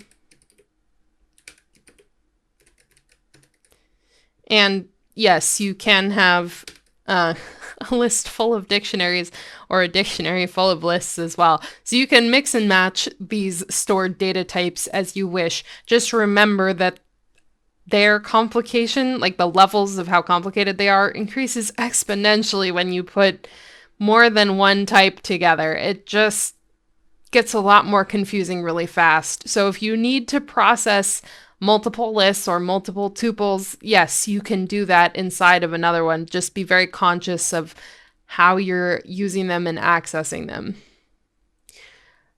You would use dictionaries when you need to look something up by the key and not by a position. Technically, you can reference them using an index, but there's not really a point to using a dictionary if you're not going to reference it by the key or the value. And you can look it up by the key or the value and get the key from the value. The only thing is you can't have the same key more than once. So if I had this and then I tried to run it, it would say, no, that's not legal. I don't like that you've got 2 cats in there. But if I said like Jim here, and then I had 98, you can have multiple keys pointing to the same value. You just cannot have multiple values pointing to the same key. Today we talked about lists, tuples, dictionaries, and how they can be used together. We also learned about how groupings of data work. So you can see we have a tuple here that's holding multiple data types, but it's holding them all together and indicating that they're one unit. Similarly, in our list, we have several groupings of tuples. So we can see that we can store different data types, even data storage methods within our other data storage methods. And we also looked at dictionaries today, which was a slight step off the main path, but just understand that you need a key and a value when you process a dictionary. And remember, it's the same as a real dictionary. Just call upon the key when you want to find the value, and you can do the reverse as well. You can ask for everything at a specific value to get the keys that match with it. Dictionaries are super handy when you have 2 separate values that are linked and you want to show that they're linked in some way. One thing that I will challenge you to do is go ahead and play with lists more before the next video, just because we're going to talk about file handling in the next video, and I always tend to use lists when I get deeper into file handling. It just really helps you process the information in a more efficient way that makes sense for what you're doing. Also, I think it might be valuable to practice nested lists a little bit. I know they're complicated, but you do end up using them sometimes in file handling when you need to go word by word. So let's go ahead and take another look at one really quick. So let's say nested here equals, and then we do our bracket, right? And I'm going to add spacing in here just so that it's easy for you to read.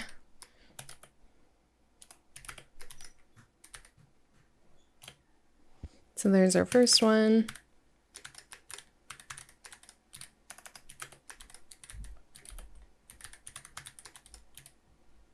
And I needed my little quotation marks here. And I know they're similar, but hopefully this will help demonstrate. So it's easy to see them like this and go, oh yeah, that's simple enough. But if you wanted to process them in a for loop, you would use a nested for loop. So you would say for row in nested. Oh, I need a capital N though. And then for item in row, print item. And that's going to go ahead and print out each item in your list. So you can see this is first list, this is second list. So it prints them out one after another. I would also think about how indices work. I know they can get a little bit confusing, but the idea that like this is position 0, this is position 1, and then we have subpositions in there. So 0, 1, 2, and 3. And then to reference that, you're going to say item 0, 1. If, for example, you were going to reference this item and this sub item from there. So just play with that a little bit. Next week, we're going to talk about file handling. It's super useful, so come on back for that. But hopefully this was helpful, and I'll see you there. Hi, welcome back. Believe it or not, this is the final episode in our Python series. Thanks for getting this far. If you're just tuning in now, that's cool too. Welcome, wherever you're at. But today we're going to cover some slightly more advanced topics. We're going to go over debugging, which is important if you want to understand how exactly your code works and what the variables are holding at any time. We're going to cover file I/O, which I've been hinting at for forever. And by the end of this program, we're going to have this journal entry that we've written to our file. We're also going to talk about number formatting, which is used here with the rounding. And we're going to talk about dates and times, which obviously this is a date time. So just stick around. Let's stay strong until the end of this episode. And I know we're going to make it through just fine. I'm looking forward to learning about what you have to say. And I hope your code is very readable. Now that you've got all these great tools, let's go ahead and start using them. So I'd like to take a minute here to talk about how the idle debugger works for the idle IDE in Python. It can be a little bit confusing, so let's go ahead and start with this piece of code that we have here. And if I run it, it's just going to say, this is a test printed out step by step, right? But let's say that I didn't understand how it got there. Like, why did it print out this way? Granted, we've already explained it, but if I wanted a deeper explanation, or if something wasn't running as I expected it to, what I could do is I could click debugger. And now you can see it says debug on, which means that this is open. And it doesn't seem like there's a whole lot we can do with it yet, but we're going to come back here and we're going to run this as normal. And now this is going to pop up. And it looks weird, but what it's saying is that it's in the whole module. So it's this entire program because we don't have a function that we're specifically looking at. And what we could do is we could step through each one. It's going to behave the same here, but what I would suggest doing is actually to stop using it like this and then to use it as a breakpoint. So we're going to go to the part that we don't understand. So let's say I don't understand for I in test.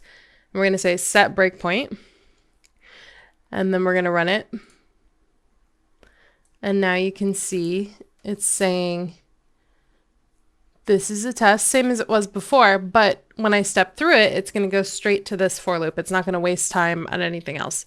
So I can say step, and it's looking at that for loop, step again, and you can see what is in I at the moment. This is I. So it's telling you the name of the variable and what it's holding at that moment. I'll keep stepping through here.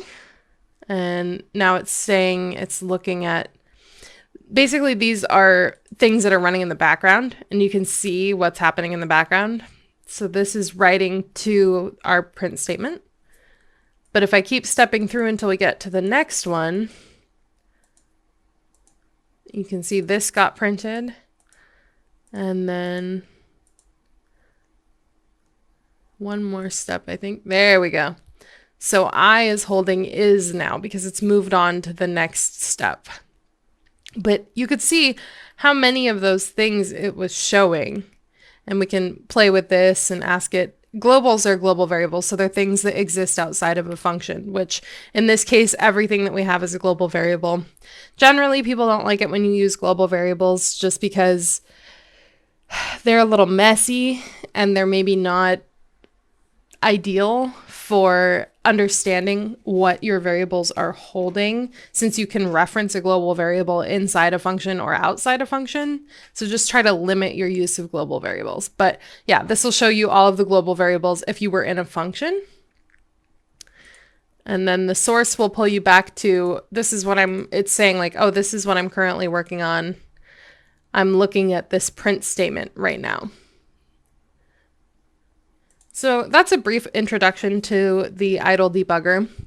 Idle's debugger is very simple. I would say if you're working with programs that are difficult enough that you absolutely need a debugger, I might suggest looking into a different IDE, maybe like PyCharm or something that's a little bit more complex, but it's going to give you a better view into what exactly the program is doing, and it's going to offer you a more detailed explanation. So just keep that in mind, and definitely use the debugger if you're looking to step through a function and understand exactly why it's doing something or what it's doing. So I know we talked for a minute about using your debugger and how that can help you, but there are a variety of techniques that you can use to help you with your debugging process. So this debugger is good, but it's not great, like I said, and I would recommend using a different IDE if you're going to go in depth with the debugger. However, you've got multiple methods of testing.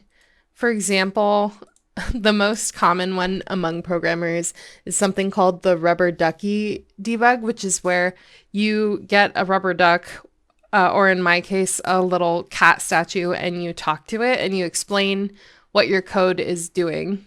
This could be an inanimate object or a human that asks questions. The most important thing is that you have to explain what you're doing, because oftentimes as you explain what you're doing and what the logic is of each line of your code, you are discovering any potential problems that you might not have expected before.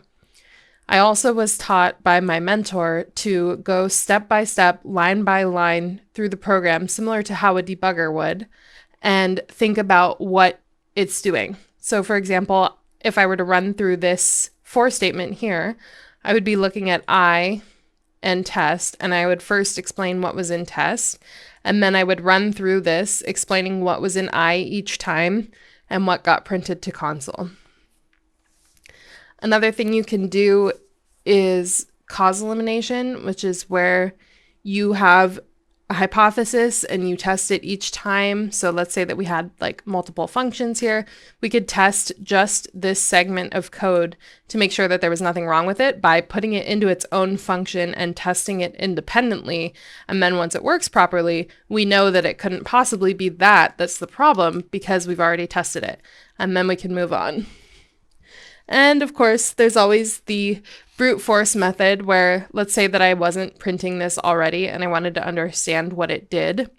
I could print this out and see what it did, or I could try changing the methodology, forcing it to give some sort of output so that I could see what exactly it was doing. I think if you're doing that type of testing, it's in your best interest to just go ahead and use the debugger, because the debugger will do it for you. However, you have to be careful, because if you think you're doing that, but in reality you are trying to process and gain a deeper understanding of what it is that you're coding, you're going to want to use your brain for that and step through it on your own mentally, if you will. Also, there's forms of testing, so something called black box testing and white box testing.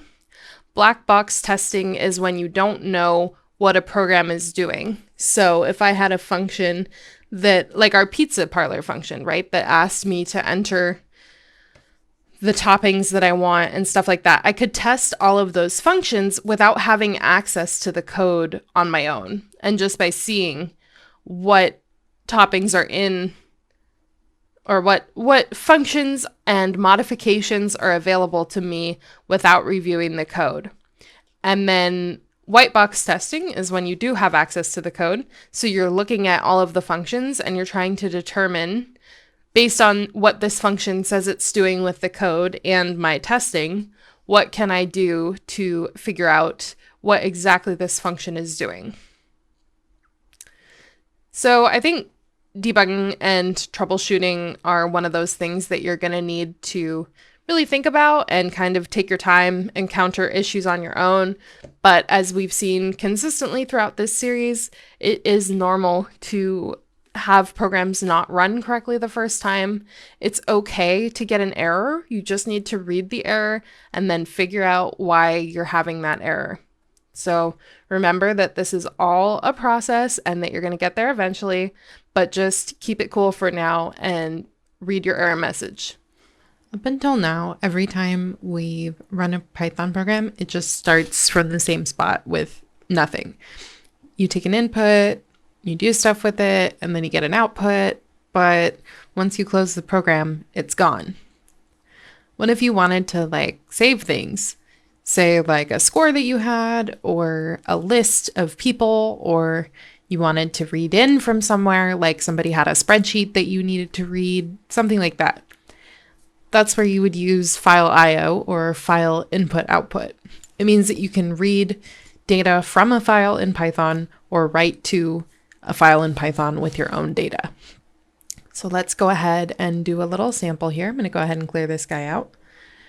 And let's do something like with open.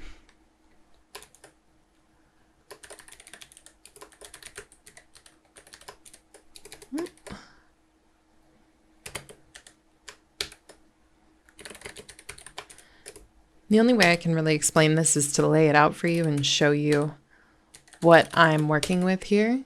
So let's start with this.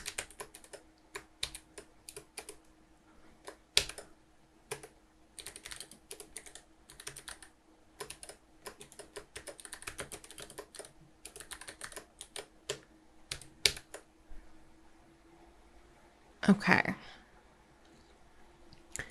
So here we have with open, so it's saying open this and then write to it. That's what the W means. You get three options in Python. You get W, A, and R. Write is W. A is append, which means take whatever I've got here. Well, okay, correction. Write means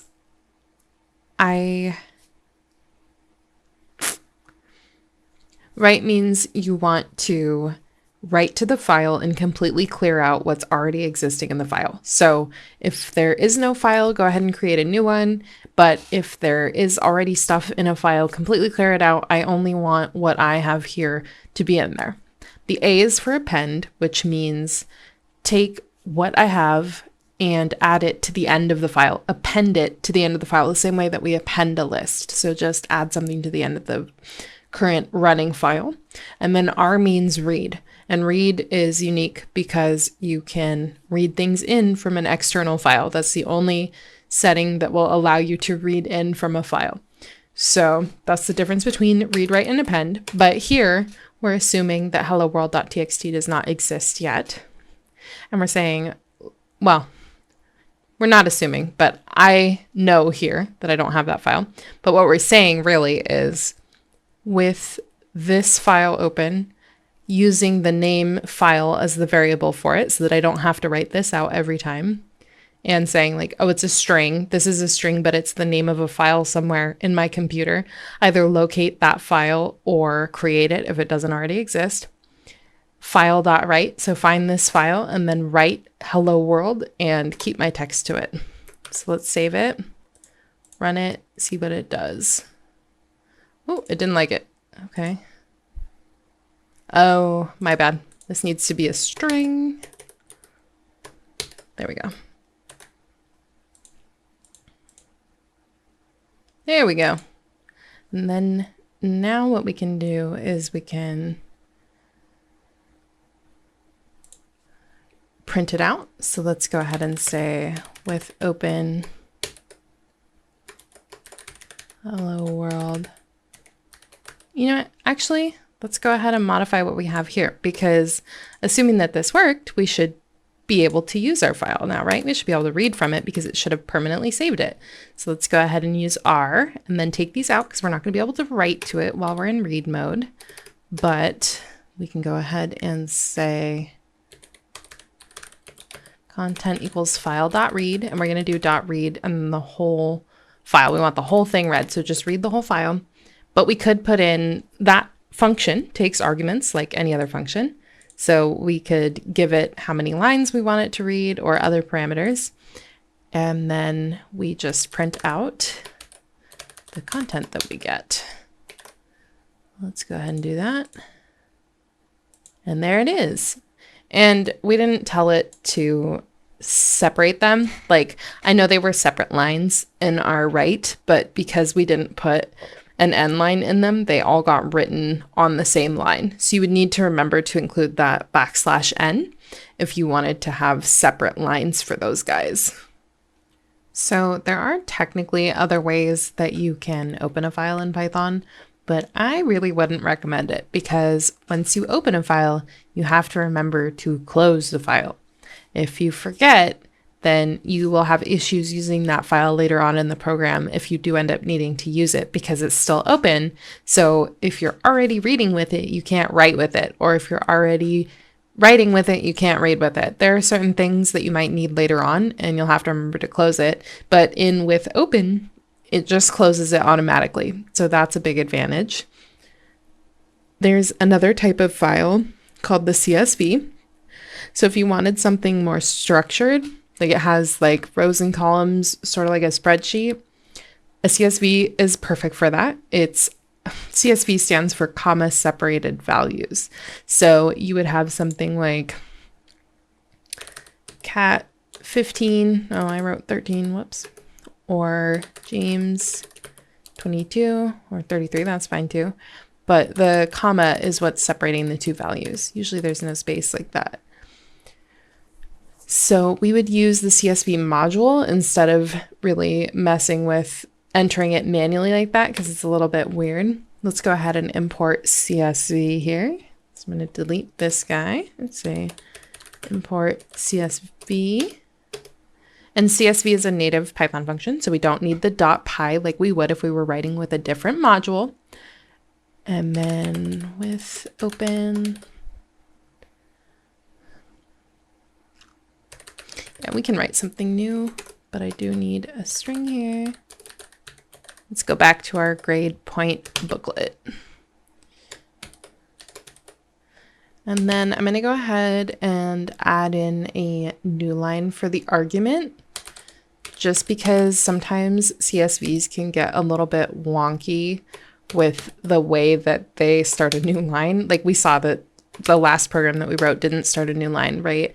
It would be really hard to separate them because we don't have the last value in our file in the line and with a comma. So when we do that, that's an issue because it won't be able to delineate between the last value of the first line and the next first value of the next line unless we denote it with a new line character. So, oh, whoops. Missing a couple words here. There we go.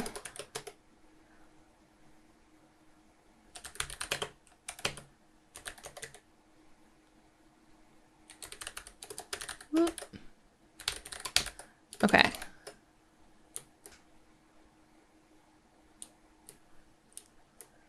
And I think I need a little R here. There we go. And then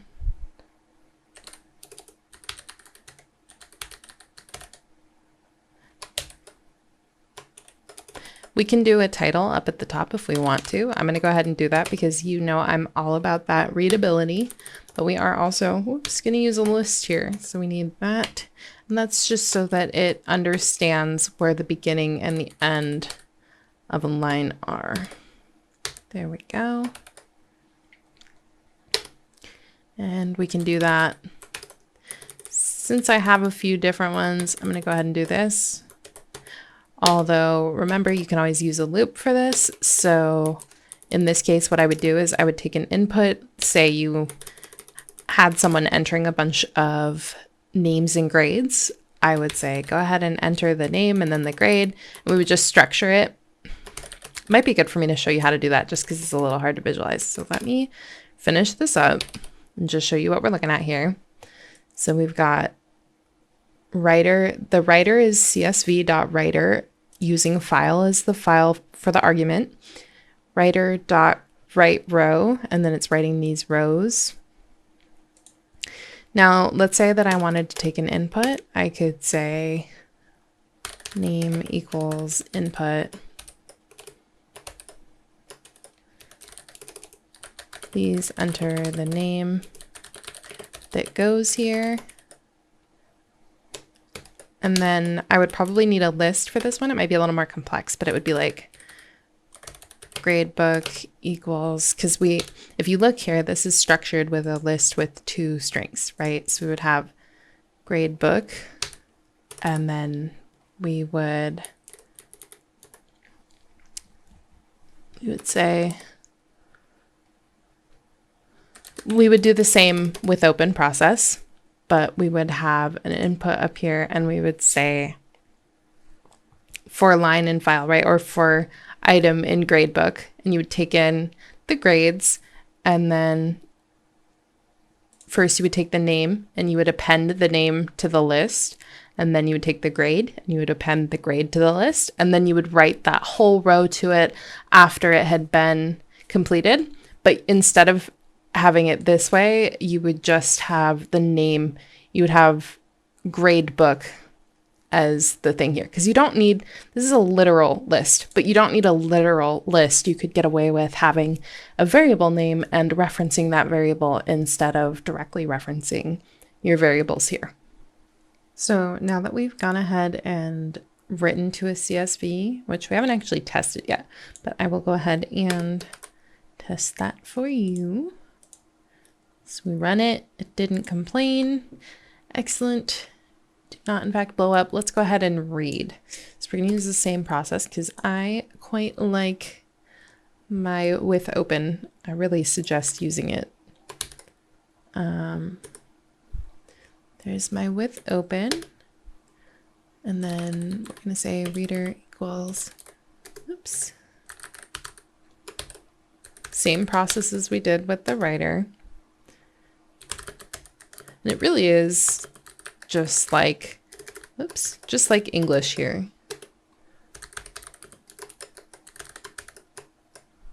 So what this says is, with this file, go ahead and open the file reader from CSV, and then for each row, go ahead and just print it. So let's see what we get.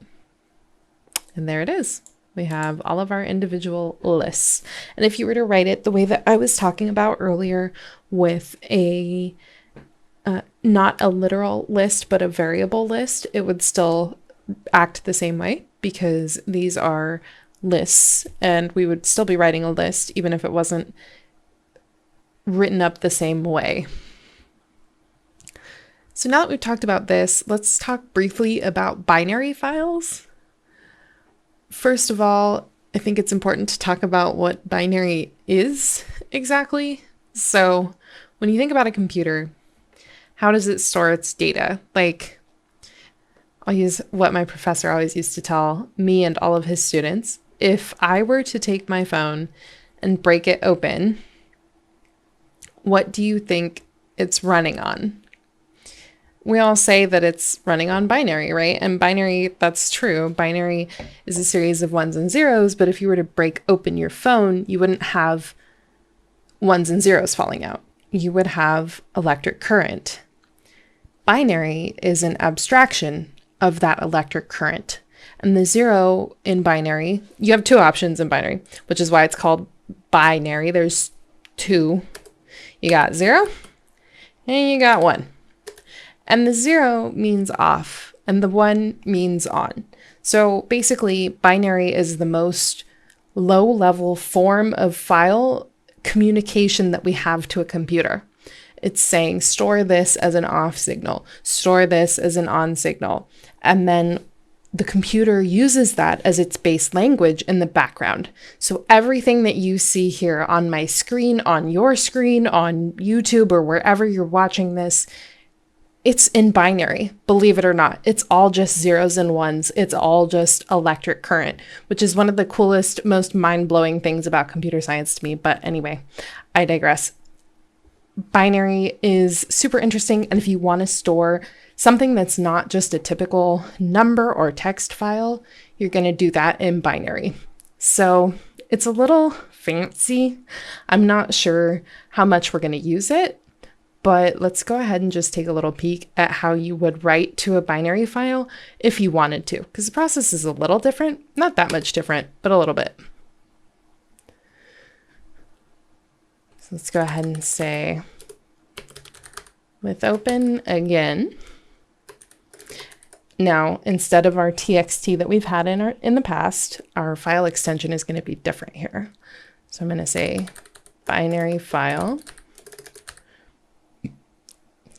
dot bin. That means dot binary.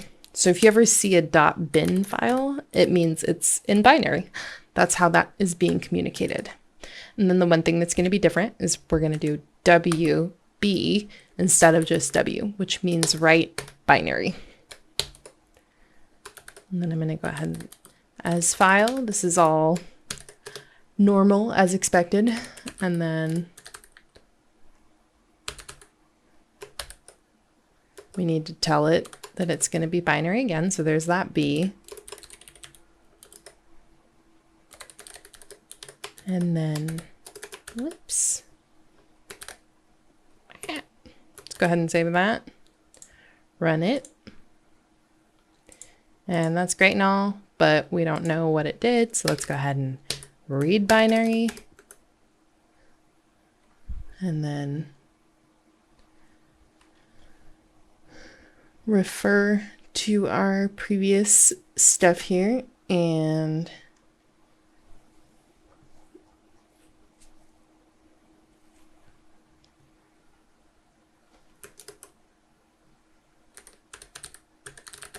let's see if we can just read this and print it. Let's see what it is.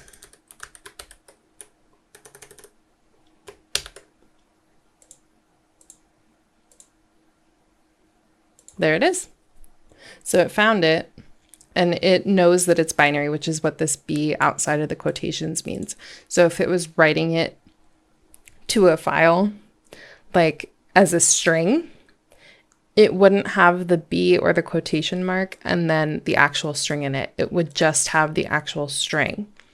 But because it's there, you can see that it's written in binary, which means it's stored as a bunch of zeros and ones, which the reality is they are always stored as zeros and ones. But if we were to open that file right now, we would get a series of zeros and ones in our file view instead of in a regular text human readable format that we like or prefer. Also, if we go back far enough here, you can see something interesting. I used double quotes here and they used single quotes here, which would not happen if it was writing from a string to a string. So that's further proof that this isn't just the same string, it's actually written in binary in that file. We're going to get some experience in with file IO a little bit later, but right now I want us to talk about time, not like existentially, but time in Python. So dates and times show up everywhere when you think about it. We're constantly checking the time on our phones, calendars, reminders, things like that. We are always using time.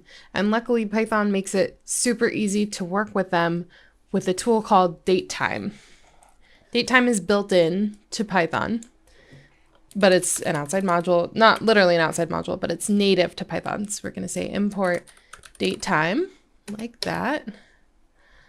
And then let's just see what time it is right now.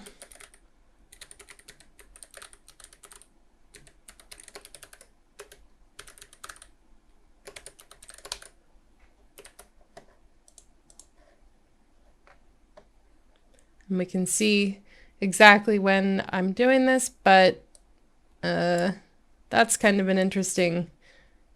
This all makes sense, right? It's 12:47 and 37 seconds, but that's not great. It doesn't make the most sense. So we're going to need to learn how to format it. But that's a datetime object. There's a lot of information packed into it. Let's try breaking it down a little bit more, since this is year, month, date, and then hour, minute, seconds, nanoseconds, right? So let's try printing. Let's see. Let's just do the year and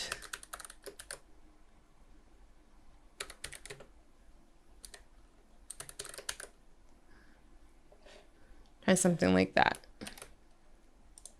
And of course, they're going to be different. Something interesting about programming in general is a lot of times when you have something that's quote unquote random, it's actually tied to the time, because the time will never be exactly the same. It's constantly changing day to day, hour to hour, second to second. So oftentimes when we are doing random math, the seed or the thing that the random comes from is going to be a form of time. There aren't really any random numbers in programming. That's just not how computers work. Anyway, now that we've seen that, let's go ahead and try doing something a little bit more readable for humans, because this is great and all, and like I understand what it was saying here, the year, the month, or not the month, the date. Just kidding, the hour that was, but we can make it a little bit more readable.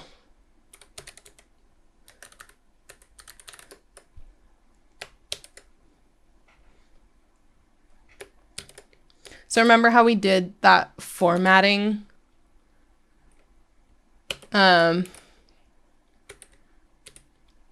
with the strings?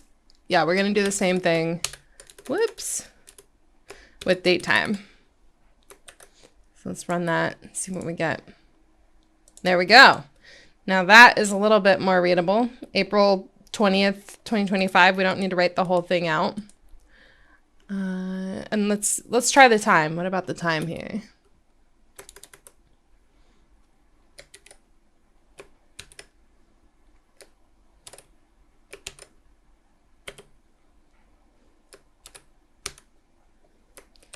So this should show us, there we go, the hour, the minute, and whether it's AM or PM.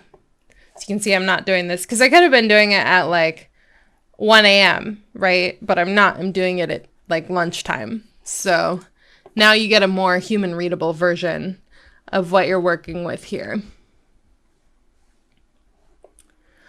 And let's say that I want to put in somebody's birthday. I could go back to a custom date. So if I don't want now, because we've been using now up until this point, and the now function is find the exact current time and list that for me, which is incredibly useful. And we're probably going to use that more often than setting a custom date. But let's try this.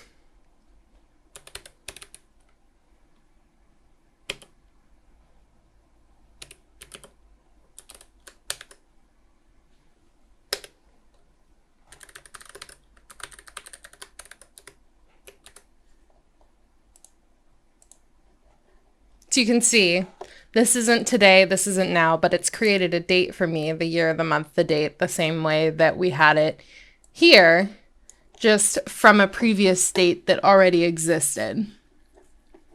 We can also do a little date math. So if I wanted to know how old this person was, I could do, I'm going to need now again.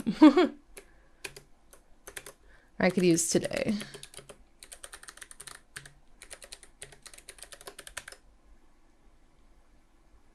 And then we can do Okay, change equals today minus birthday.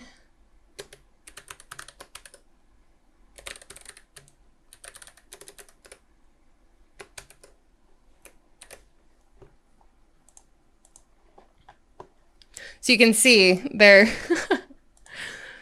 13,399 days old. That's a little, let's try this. Years equals, so what I'm doing here is I'm going to try to divide this by 365 because there's 365 days in a year.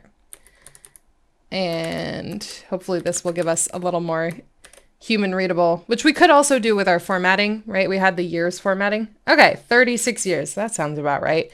So that's how you can get something that's a little bit more readable out. But let's say that I didn't want this super long string of numbers. That's where formatting for numbers would come in.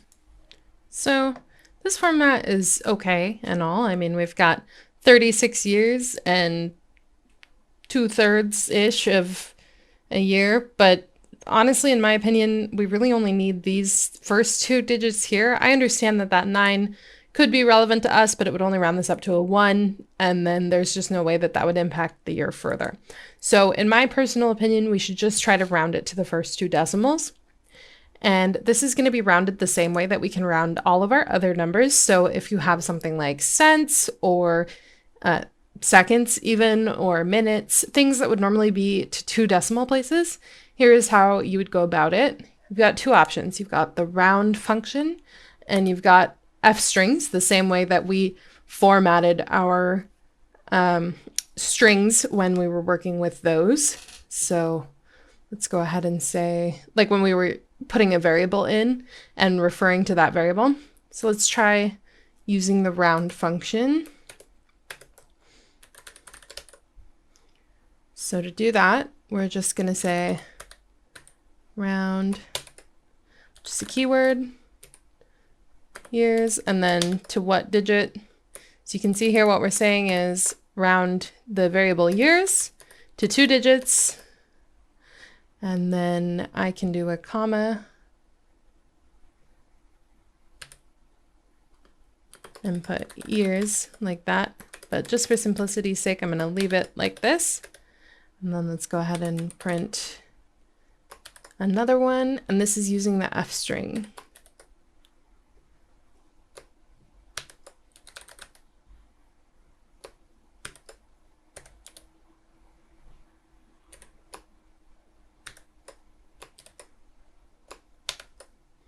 Okay, so here you can see it's kind of similar, but it's saying take years and round to 2 places. And then this one is literally just rounding.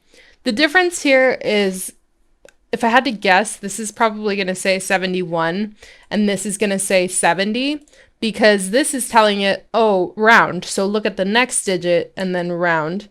Whereas this is saying just cut it off after 2, no more. Let's see what it does. Oh, okay. It rounded both times. Interesting. But yeah, I guess F string is more complex than I thought, but that's okay. There you go. So each time it rounded to 2 decimal places, which for us would be, let's see, if we had 70% of 12, right? So you can do that math if you want to, but you can see that that's how we would go about changing our variable to look more human readable, which is always great. You know, I'm a fan of that human readable text. So those are some ways you can get started with dates and times. And with that being said, let's go ahead and get started on our programming challenge. Alrighty, it's time for us to get into our very last programming challenge, which is a little sad, but if there's anything that you didn't understand, I don't want you to just say, oh, I didn't understand it and let it go. I want you to make sure that you stay working on your programming. If you don't understand anything, go back and watch the video. And I'm going to heavily suggest that if you don't understand a concept and my explanation wasn't sufficient for you, which is entirely possible, go ahead and go to W3 Schools, and they have a Python section. I cannot recommend W3 Schools highly enough. While I think the Python docs are essential from the python.org website, and they're a great, like, straight from the horse's mouth source, they can be really dry and hard to understand. But with the W3 Schools website, you're going to get examples, you're going to get descriptions, ways to try things out for yourself. So if there's anything that you really can't wrap your head around in the basics of Python, I'm going to heavily suggest that you go there. Anyway, for our unfortunately very last programming project, or mini project, I'm going to ask you to create a journal. So we're going to create a journal project. There need to be multiple functions. I want you to use a main function to drive everything. I want you to create a way to add an entry. That needs to be a function. Oh, and in the main function, I want you to have a looping menu that takes in an input with input validation. Make sure that it's one of the options that you have listed.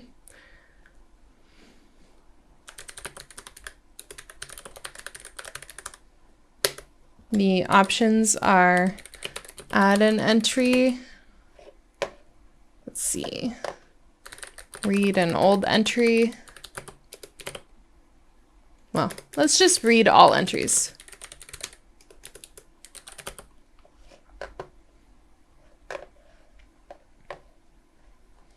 Start a new journal file.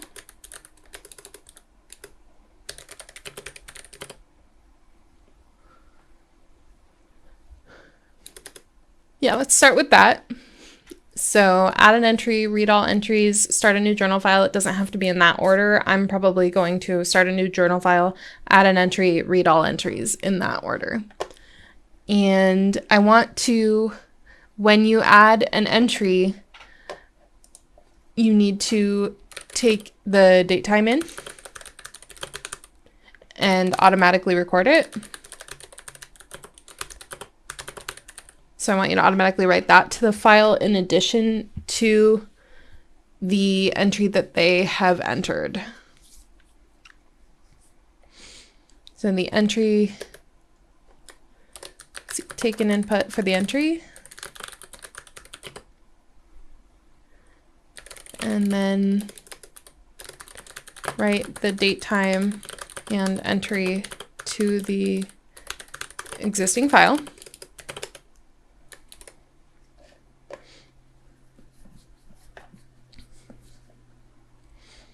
And for simplicity's sake, when we start a new journal, we are going to just have one file name.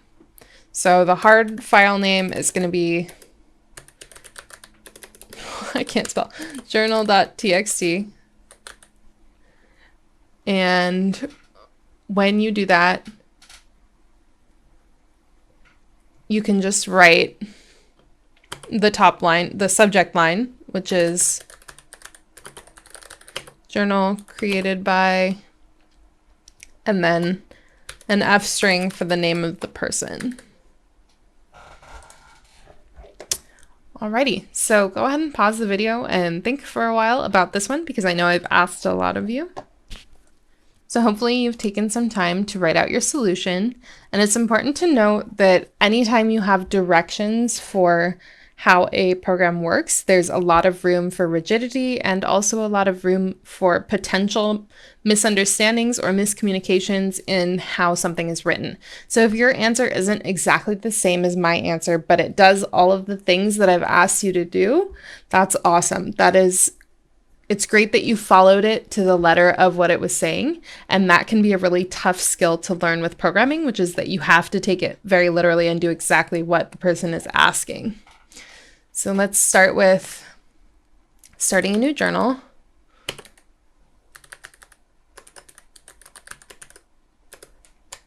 We need our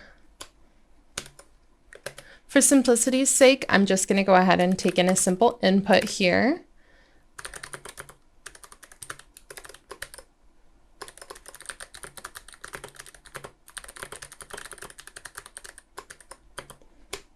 There we go. So we're going to take in a name, and then we're going to file that.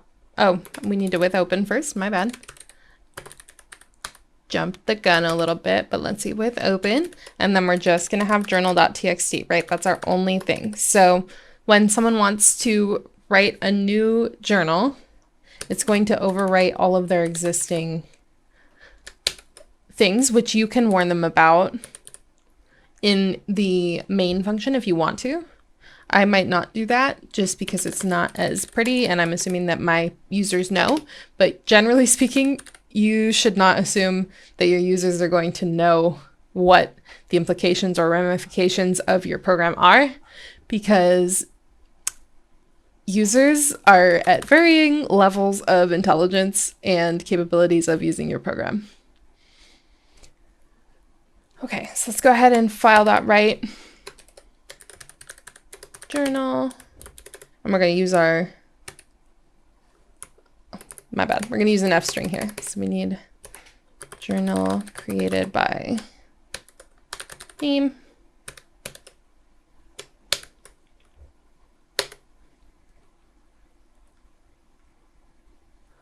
And then that's going to be simple enough because we wanted our, let's see, let me make sure that I did everything that I said I wanted.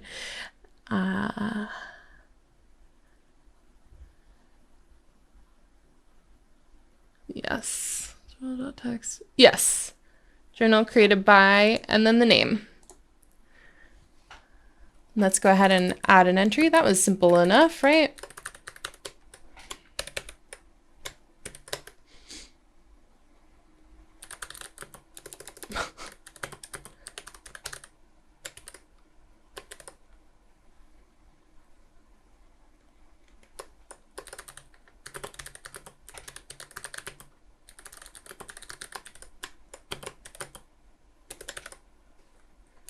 And then one thing that might be a nice to have here that could make it a little bit more confusing, but we could say addEntry equals, do you want to add an entry now? Because we aren't immediately asking them if they want to add an entry. We're just saying enter your name, and then we're going to go ahead and write it. So let's take an input here. Whoops. Take an input here, and then what do you think we should do? So what I think I should, or we should do, is if addEntry, oh, and then we need to make sure we ask yes or no. If addEntry dot to upper, whoop.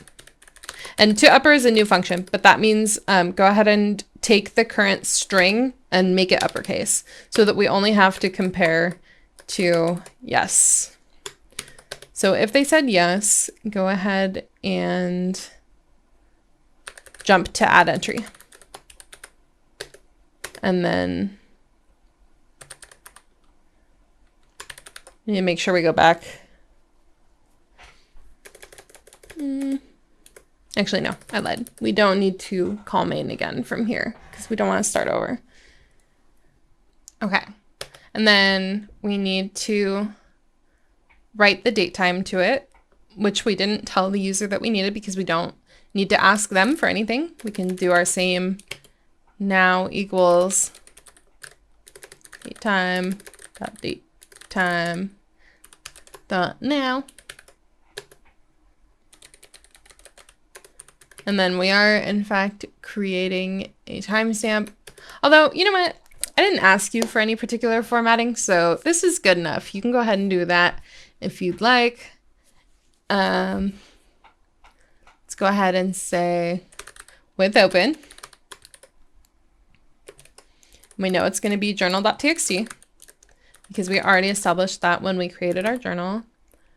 And we need an A here if you didn't already catch that, because we don't want to overwrite everything that's already existing. We want to append to what already exists.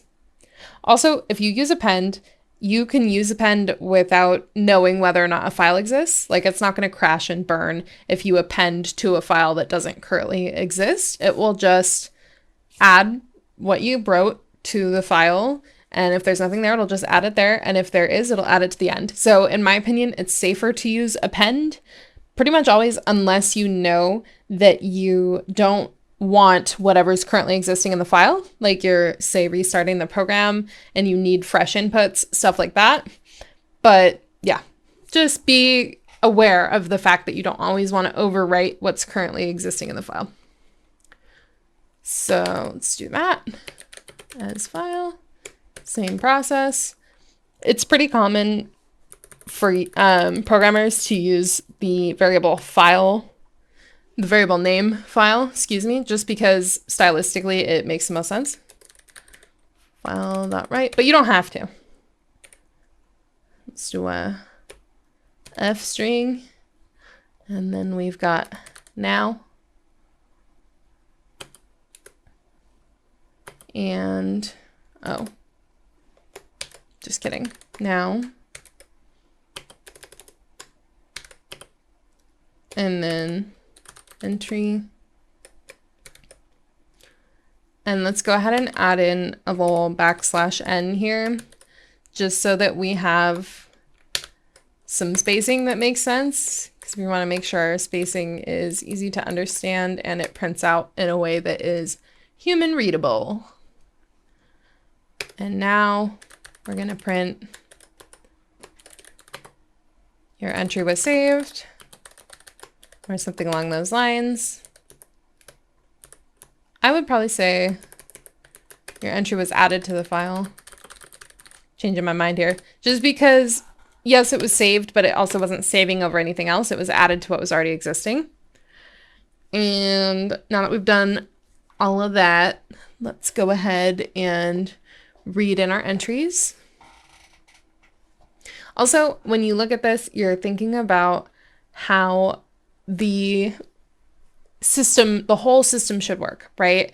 So when we think about a journal, what functions do we need to work? We need the ability to add entry, the ability to start a new journal, the ability to read entries.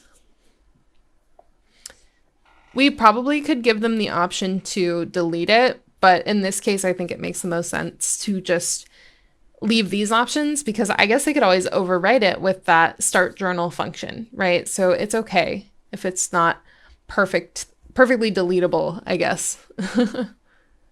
Okay, so let's do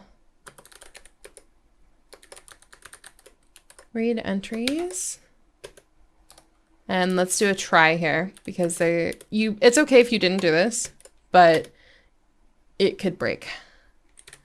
The one thing it can't do, like, you know how I said we could append to a file that doesn't already exist? If you try to read from a file that doesn't already exist, it will blow up. 100% it will give you an error, and it will say, what are you doing? So here we're going to try to read from journal.txt. But when you think about it, there is one time where it's possible that it does not find it, and that is before you have started your journal. So if you haven't started your journal and you're trying to check, like, oh, is there one that already exists, and you try to read it and it doesn't exist, it'll blow up. So anyway, all that being said,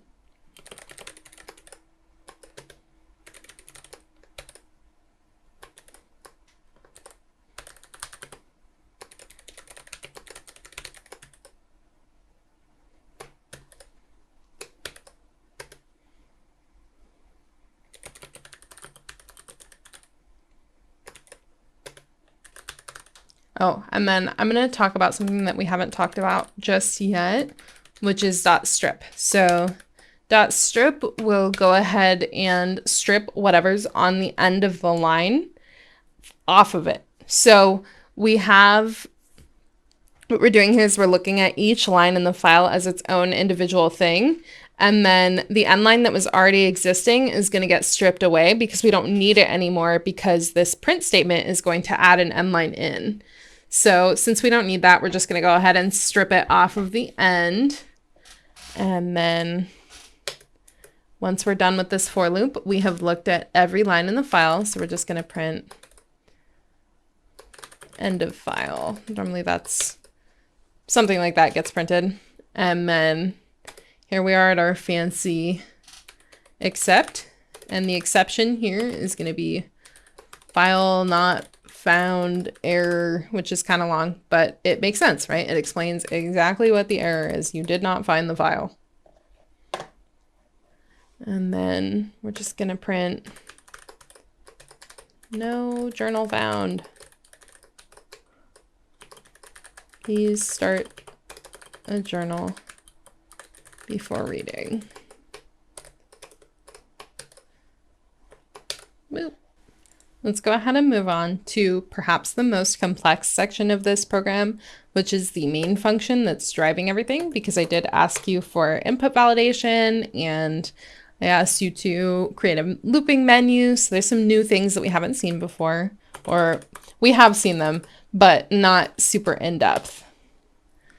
So let's see. Well, that needs an H. I'm going to take in an input first. Option equals input. Please enter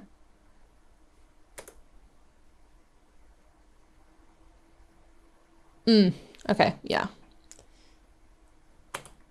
A number.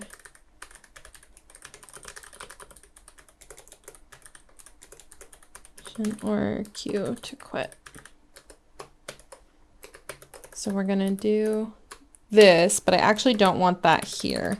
I need that inside of our while loop because it needs to be after the menu is printed. So I want the while loop to go ahead and run at least once.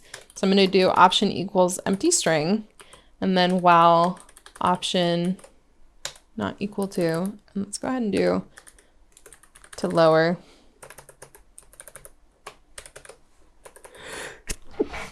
To lower sounds a lot like to upper because it is. It's doing the reverse. It's going to go ahead and make any option lowercase, or not any option, any string all lowercase. So if this was a capital Q, it would become a lowercase q. And it's just so that we don't have to check both uppercase and lowercase q. So as long as they haven't told us to quit, we're going to go ahead and print welcome to the journal program.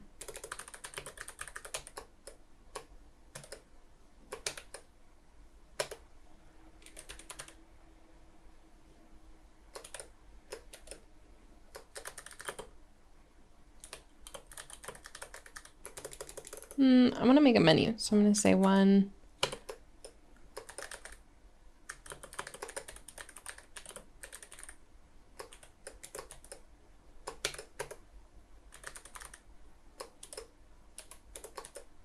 And we want this to print every time that they either pick an option and then come back to this function or they get it wrong. So that's why we need it inside a while loop.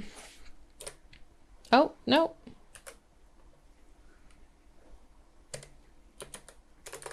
Add a new entry.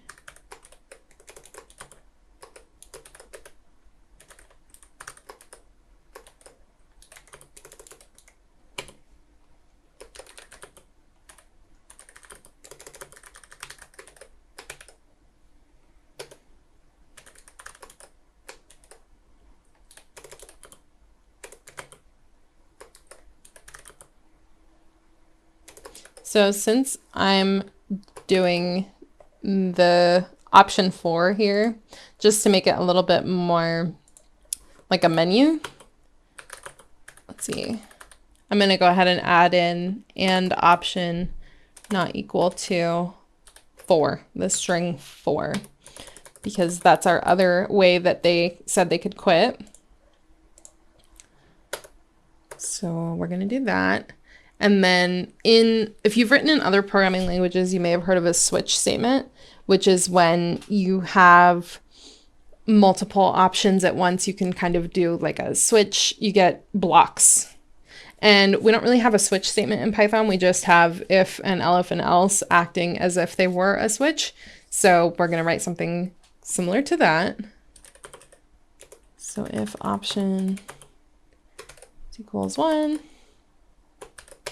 then I'm sure you can figure out what we would do here. StartJournal. So we're going to call the function associated with that in our menu here. And if you had different numbers, different orders here, that's okay. It just means that you need to accommodate those in your writing here.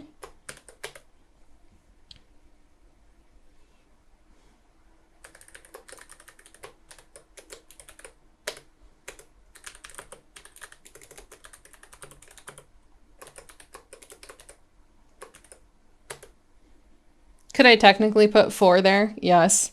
Would it be less readable for humans? Also yes. So we're not going to do that.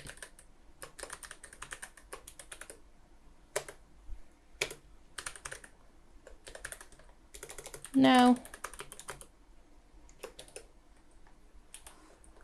2 equal signs. Okay. And remember, 1 equal sign sets it equal to something. 2 equal signs is a comparison.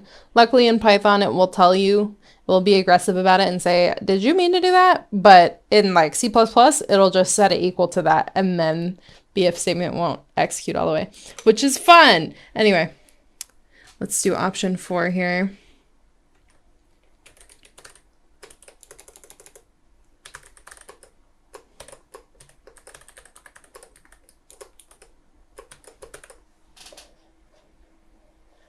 And then an else here.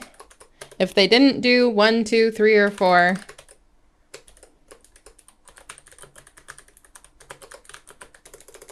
try again. And then here, I actually also need to include or option equals Q. Just because I want to make sure we're catching, we did give them the option Q to quit. Okay, so all this written out, I'm going to go ahead and run main. And then we'll see why Python doesn't like me today. There it is. Strong start. That was my fault though. Oh, we didn't like that. Okay. Oh, okay. It's been a minute since I've used is lower. So 2 upper means make it an uppercase, and is lower is a check. Is it this? It's asking the question. So it also didn't like it. See line 37. Okay. Here we go.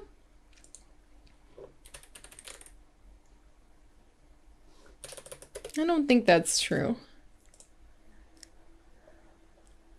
Oh, it's because it's not too lower. It's just dot lower. Okay. Whoopsies. So then this is going to be the same. I could have sworn it was to upper though, but it's been a minute since I've done this. So let's go ahead and force something to be uppercase or lowercase, I mean. There we go. So there's a start. Let's try starting a new file. Cat. And no. And then we're back in our thing here. This is my first journal entry. Okay. And then I was laughing because it's interesting that is also a keyword in the compiler, but that makes sense because it's running it in real time. And let's go ahead and read our old entries. And there it is. One thing I'll say is I don't really like how it's formatted here. I must have forgotten to put a new line in. And I did. Okay. So let's go ahead and add in a new line for readability. And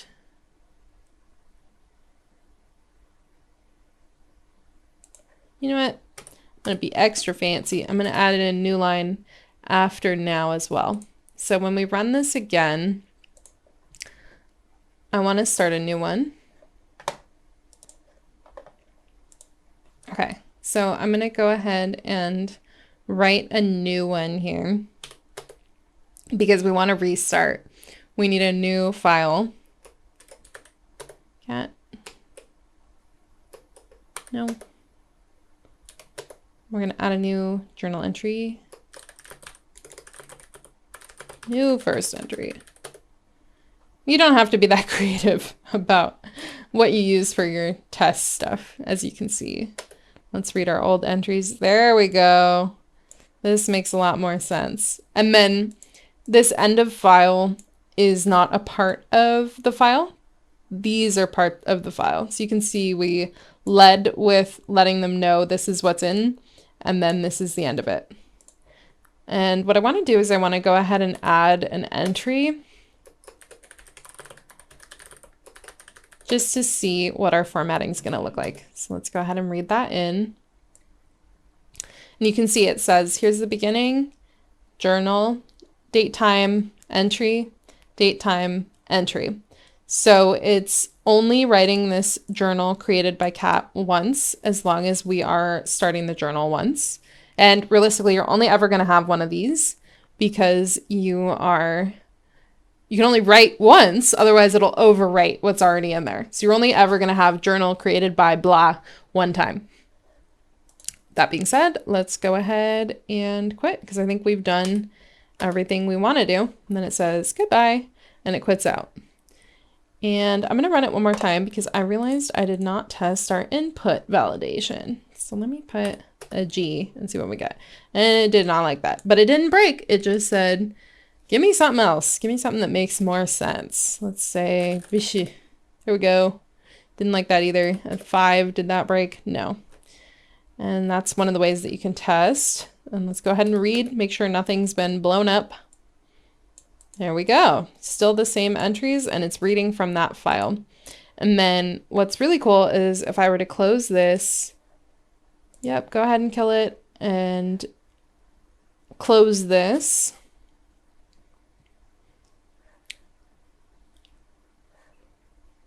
Well, I can close it, but then we're going to have to reopen it. So let's say debug.py.